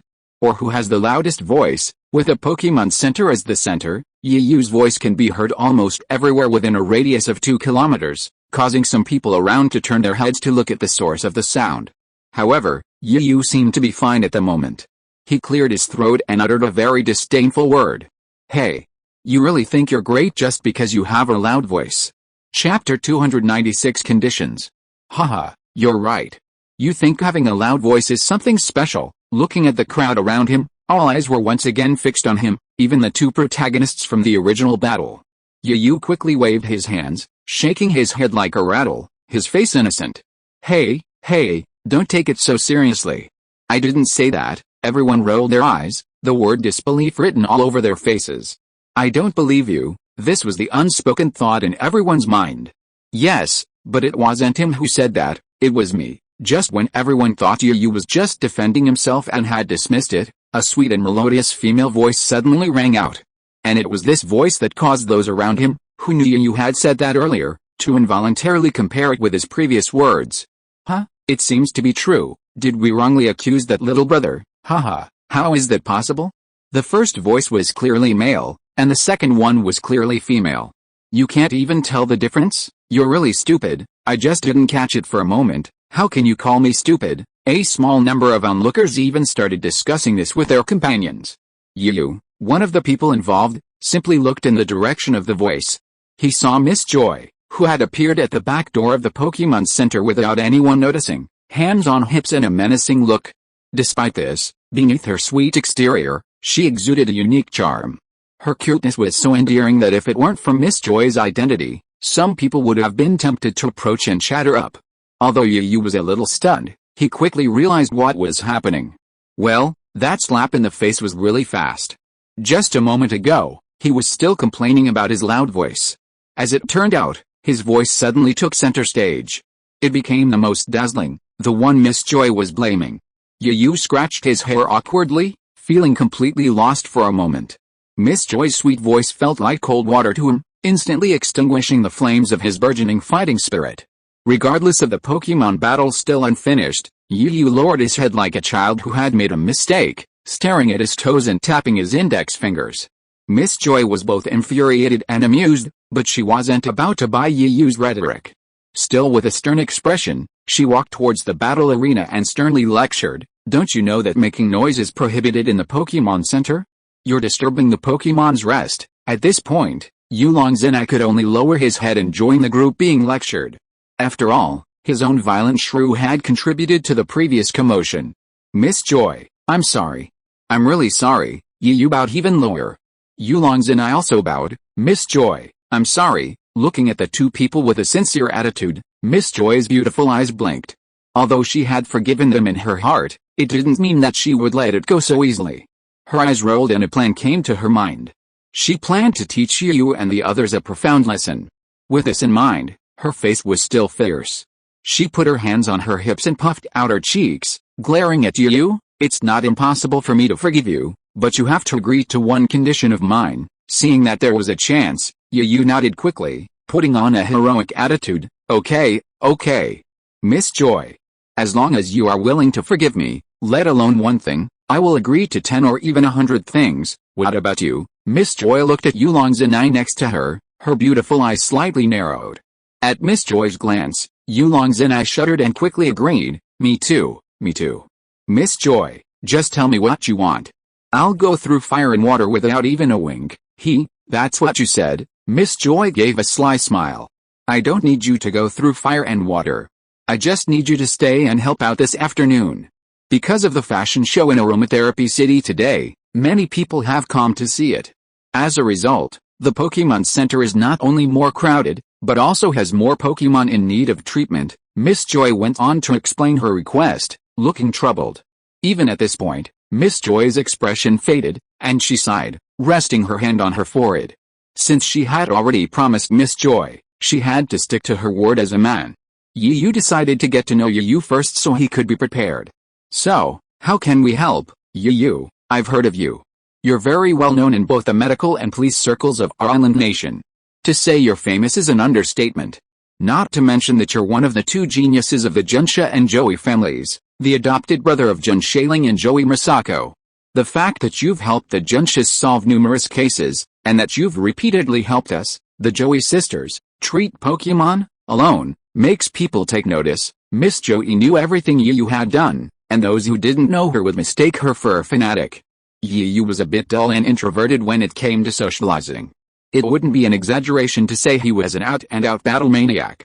Whether it was a Pokemon battle or fighting others, he would become extroverted, arrogant, and confident.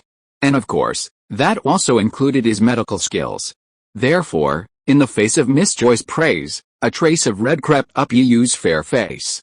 He scratched his head in embarrassment, not knowing what to say for a moment.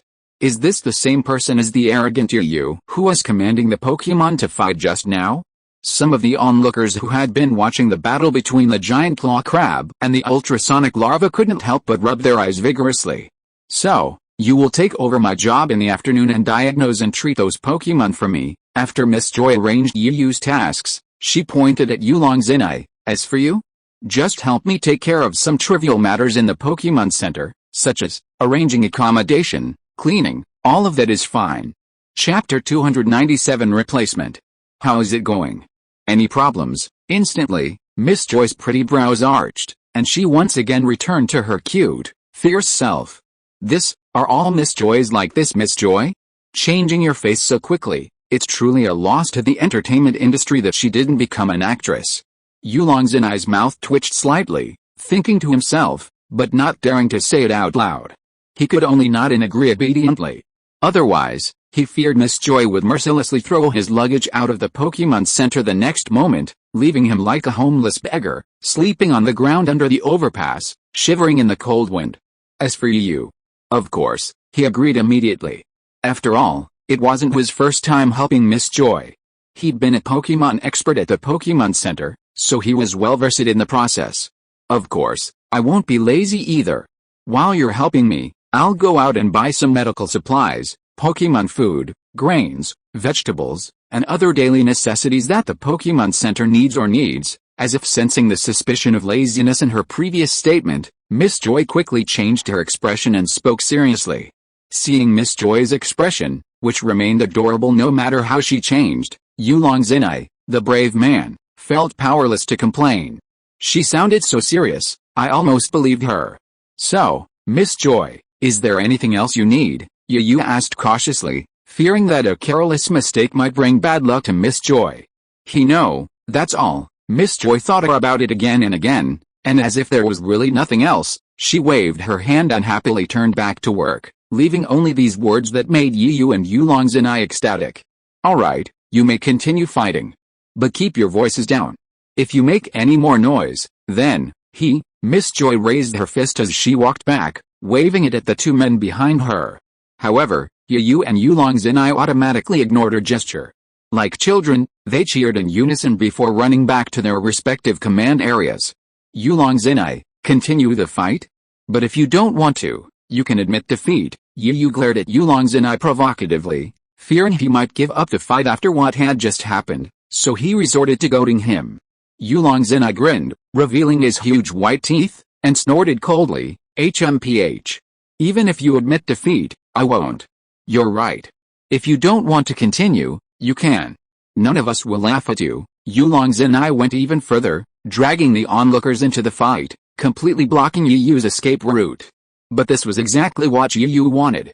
He rubbed his nose with his index finger, his eyes gleaming with a triumphant glint. Then stop talking nonsense. Let's get started. I can't wait to defeat you again. Stop boasting. The outcome is still uncertain. Maybe you'll actually lose this time, Yulong's and I retorted. Alright, then, let's get started. Come on, I'll let you attack first. No, you should attack first. Don't accuse me of bullying you. What? Are you looking down on me? Even if you attack first, I'll definitely defeat you. Yu and Yulong's and I were truly formidable rivals. Just like Xiaozhi and Xiaomao. Whenever they got together, there was almost nothing they couldn't fight over.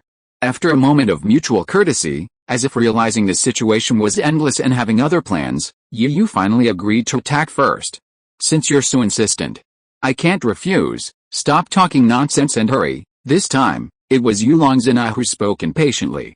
Yu nodded to himself, as if he had made an important decision. Gyarados, you come back first. Then, before Yulong's and Gyarados could react, with lightning speed, he raised his hand holding the Pokeball and retrieved Gyarados. Then, with his other hand, he tossed out another Pokeball. Pichu. Buzzbit instantly, as the Pokeball opened, the small figure of Buzzbit appeared on the field. Yu's series of movements, from retrieving to releasing, were seamlessly executed, without any delay. If someone had used a stopwatch, they would have been surprised to find that it took less than 10 seconds. His hand speed was so fast that Yulong's and I still hadn't reacted.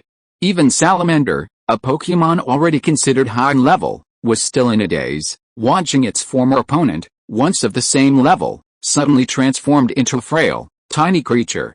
As more than 10 seconds passed, Nobuo Yulong finally reacted, watching the massive beast dwindle to a tiny creature.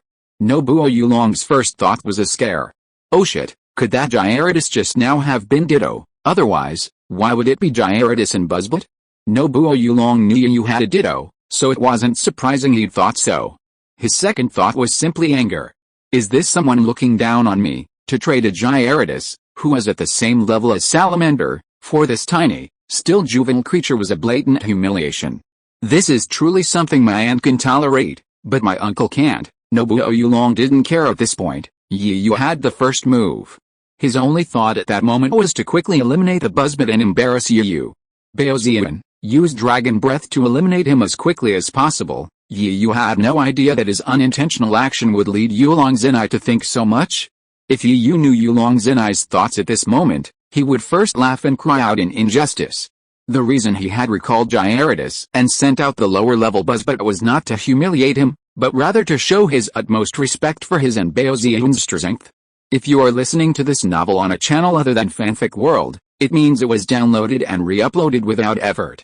We warmly invite you to visit our channel, Fanfic World. There you will find the original version of this story and many other novels of various genres. We look forward to seeing you dive into a world of incredible novels. Chapter 298, Slander.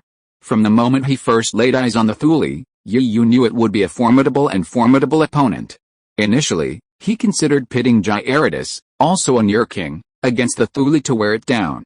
However, this thought was fleeting, quickly replaced by a better one. Yu suddenly thought of the Thule, a Pokemon with both flying and dragon attributes.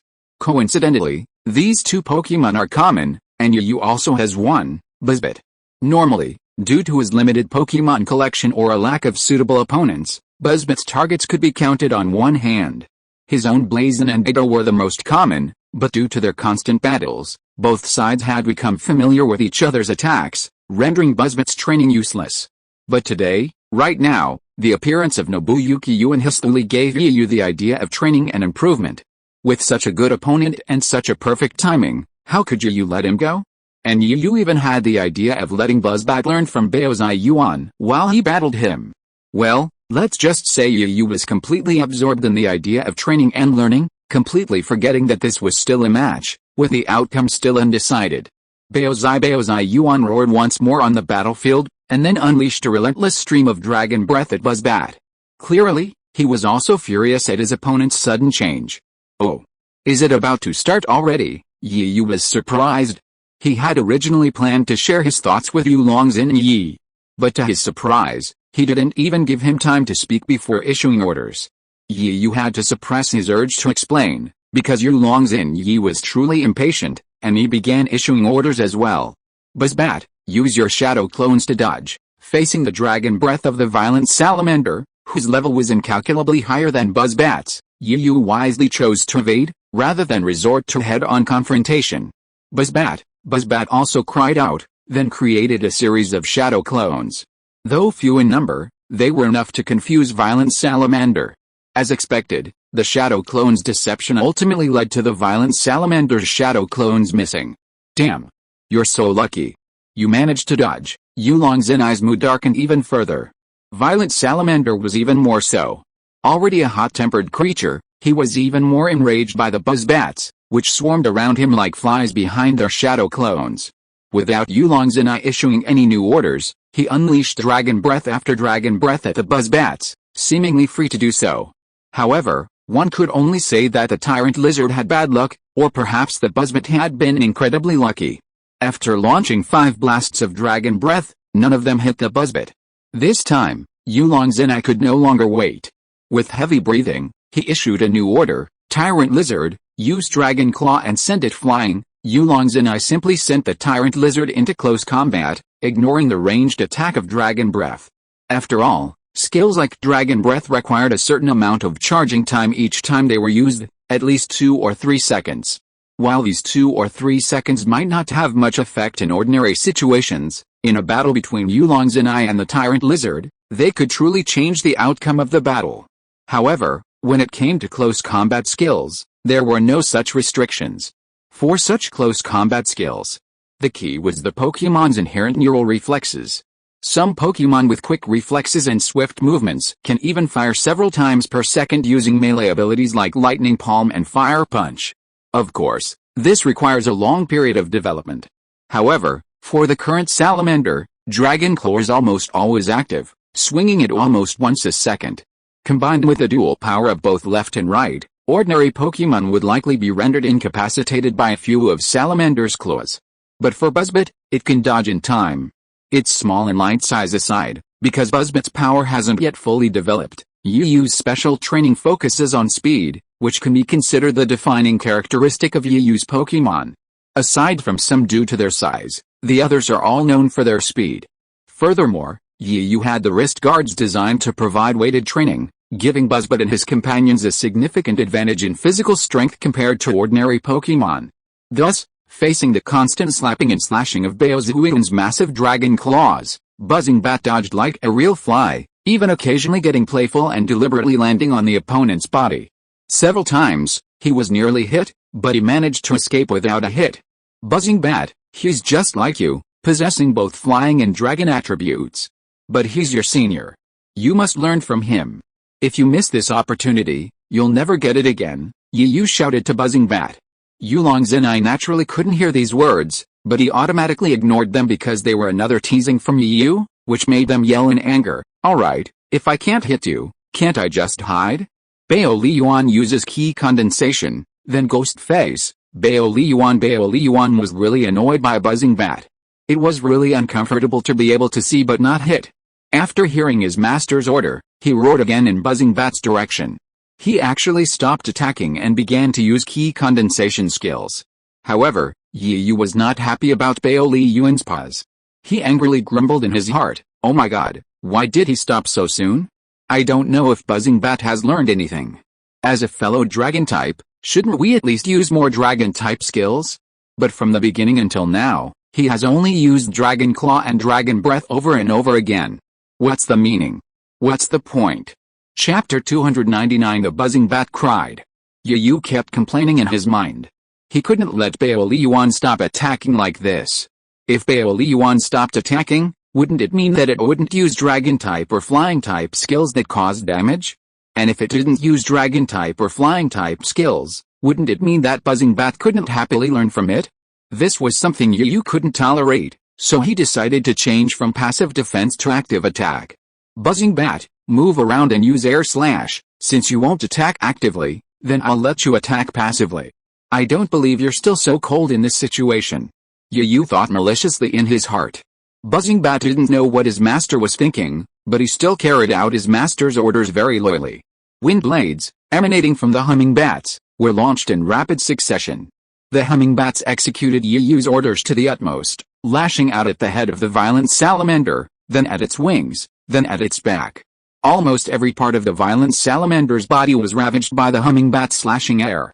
However, the level difference meant that the humming bat's air slashes, striking the violent salamander like mosquito bites, caused minimal damage. While the damage was negligible, the humming bat's harassment, like flies, irritated the violent salamander endlessly. Even when performing key gathering skills, the humming bat's interruptions made him uneasy. His fierce, powerful dragon eyes were now tinged with bloodshot, as if he were eager to extend his claws and rip the little creature to shreds. Violent salamander, the buzzbat's diminutive size was its lifeblood. Its agility frustrated violent salamander's every thought. Damn it, what the hell is Yu doing? Yulong's and I was furious. If he hadn't known he couldn't defeat him, and the battle wasn't over yet, he'd have rushed up to Yu and fought him personally. If Yulong Zinai, a trainer, was acting this way, how much more so would Violent Salamander, who already had a fiery temper? Violent Salamander was now in a state of utter despair. Worried about Miss Joy escaping the Pokémon Center again, Violent Salamander wanted to completely unleash his fury, letting those roars vent his fury. Hey, Yulong Zinai, hurry up and command Violent Salamander to attack. If you keep going like this, I'm tired too. Yu had no intention of adding fuel to the fire.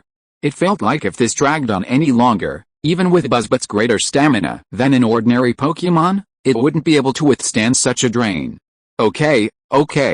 You want a skill, right? Then I'll give it to you. Yulong Zinai gritted his teeth, the rage within him threatening to overwhelm his rising fighting spirit, gushing out and incinerating Yu to ash. Bao Shuiyan, ignore the opponent's harassment. Calm down and use your energy. Yu raised an eyebrow, realizing Yulong Zinai was still planning to do the same thing as before. You're still planning to waste time like this? It's useless. Hurry up and attack. Here then, I hope you can handle it. There was a moment of silence. Suddenly, Yulong Zinai seemed to have transformed himself, his lips curling into cold arc as he said with a stern smile. Huh? What? Seeing Yulong Zinai smile, Yu suddenly felt a sense of unease, but since Yulong Zinai hadn't yet made a move, he could only suppress the unease. Baosian, flap your wings and fly. They're so desperate for us to attack. So we should treat them with the most luxurious fare. Baosian shouted in response, and then with a sudden flap of his vast wings, his massive body lifted into the air. Baosian, use ghost face and glare, then swallow return. Baosian roared to the sky again, this time with a powerful aura that spread outward in circles. The flapping of his massive wings on the street created ripples of air around him, like waves on a falling stone, spreading endlessly.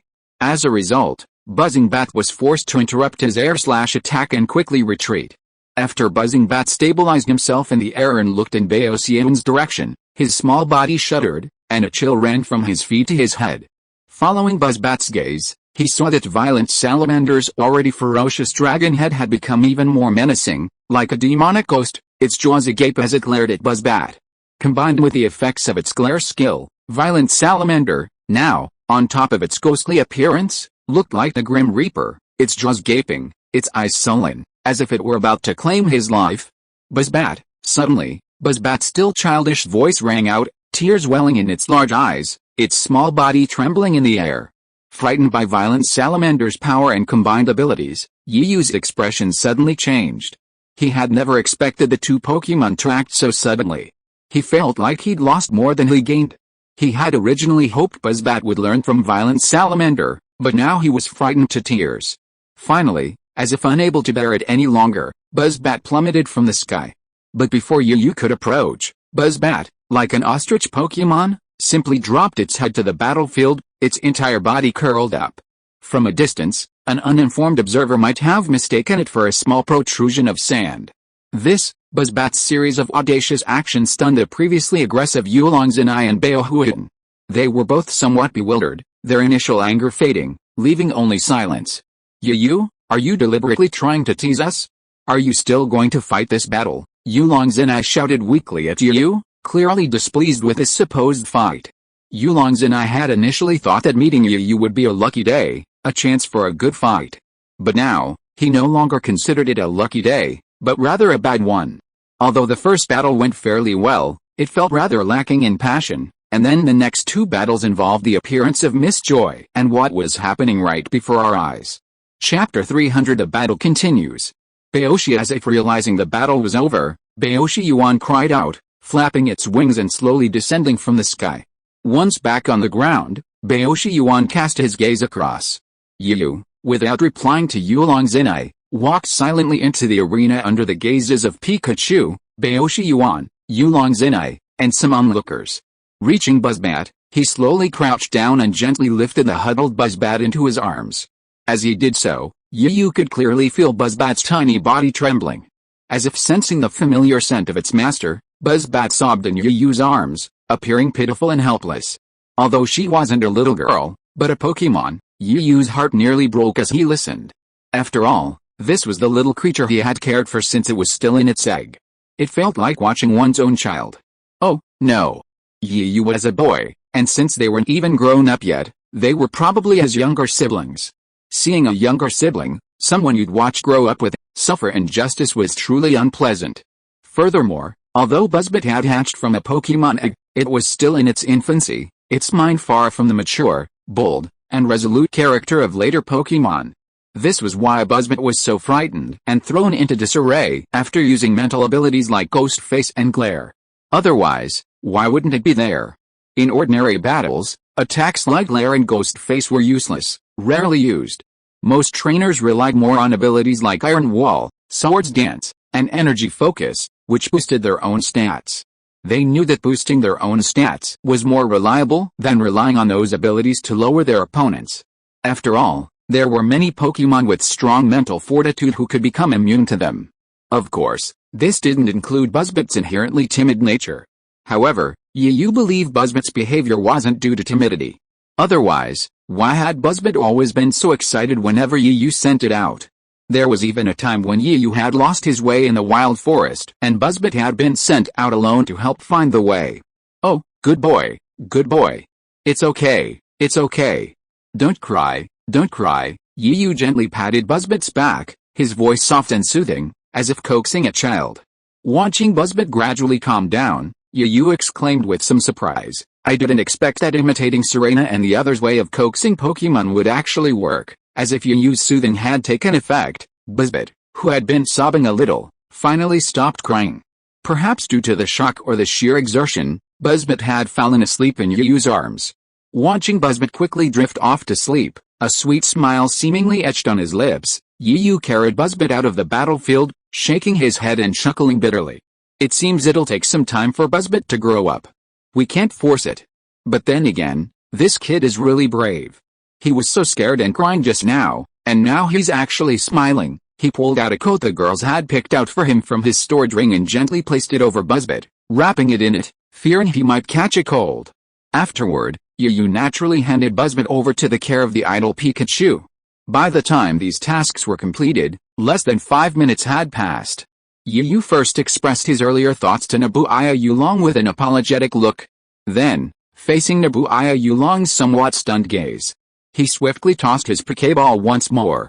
Gyarados, the massive figure of Gyarados, reappeared, the menace in his eyes intimidating. Okay, here's the deal. Even if Buzzbat is incapacitated in that round, let's continue. This time, I'm sure you'll have a good fight. Yu conceded the Buzzbat match without a second thought. After all, the embarrassing incident just now wasn't worth mentioning. The sheer level gap between Buzzbat and Violent Salamander couldn't be bridged by any trickery. Yu knew full well that any scheme would be shattered by sheer power. Yulong Zenai finally caught on. Seeing Gyarados being once again dispatched by Yu, his fighting spirit reignited. Furthermore, after Yu's explanation, he realized he had misunderstood him. Therefore, his anger faded, and all that remained was his determination to fight Yu's Gyarados to the bitter end. Great! That's exactly what I was hoping for. I thought you were going to give up, Yulong Zenai chuckled. Yu raised his eyebrows and chuckled. Haha, I told you, even if you admit defeat, I won't necessarily admit it. That's good. Don't let my whole day go to waste. Since you just used me as a whetstone, Then I'll make you my whetstone. I'll completely defeat your Gyarados and make Gyarados famous. Oh, your strength isn't that great, but you're still so arrogant. You asked me to attack first just now, so I'll give it to you this time. First, then, in the command area outside the arena, the trainers on both sides were vying with each other, neither willing to give in. Similarly, in the arena, the atmosphere between Gyarados and Gyarados was tense.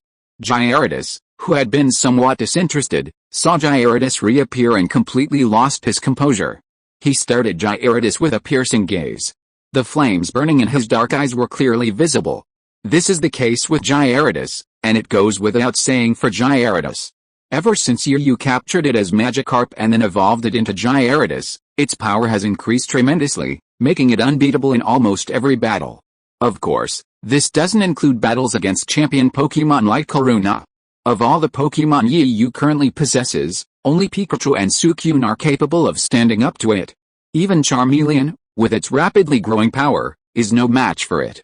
End of this chapter. Thank you so much for reading until the end. Don't forget to give it a like. Looking for more exclusive content and immediate access? Subscribe to our Patreon. Remember, every like, subscription or donation encourages us to continue. Thank you all. See you in the next video.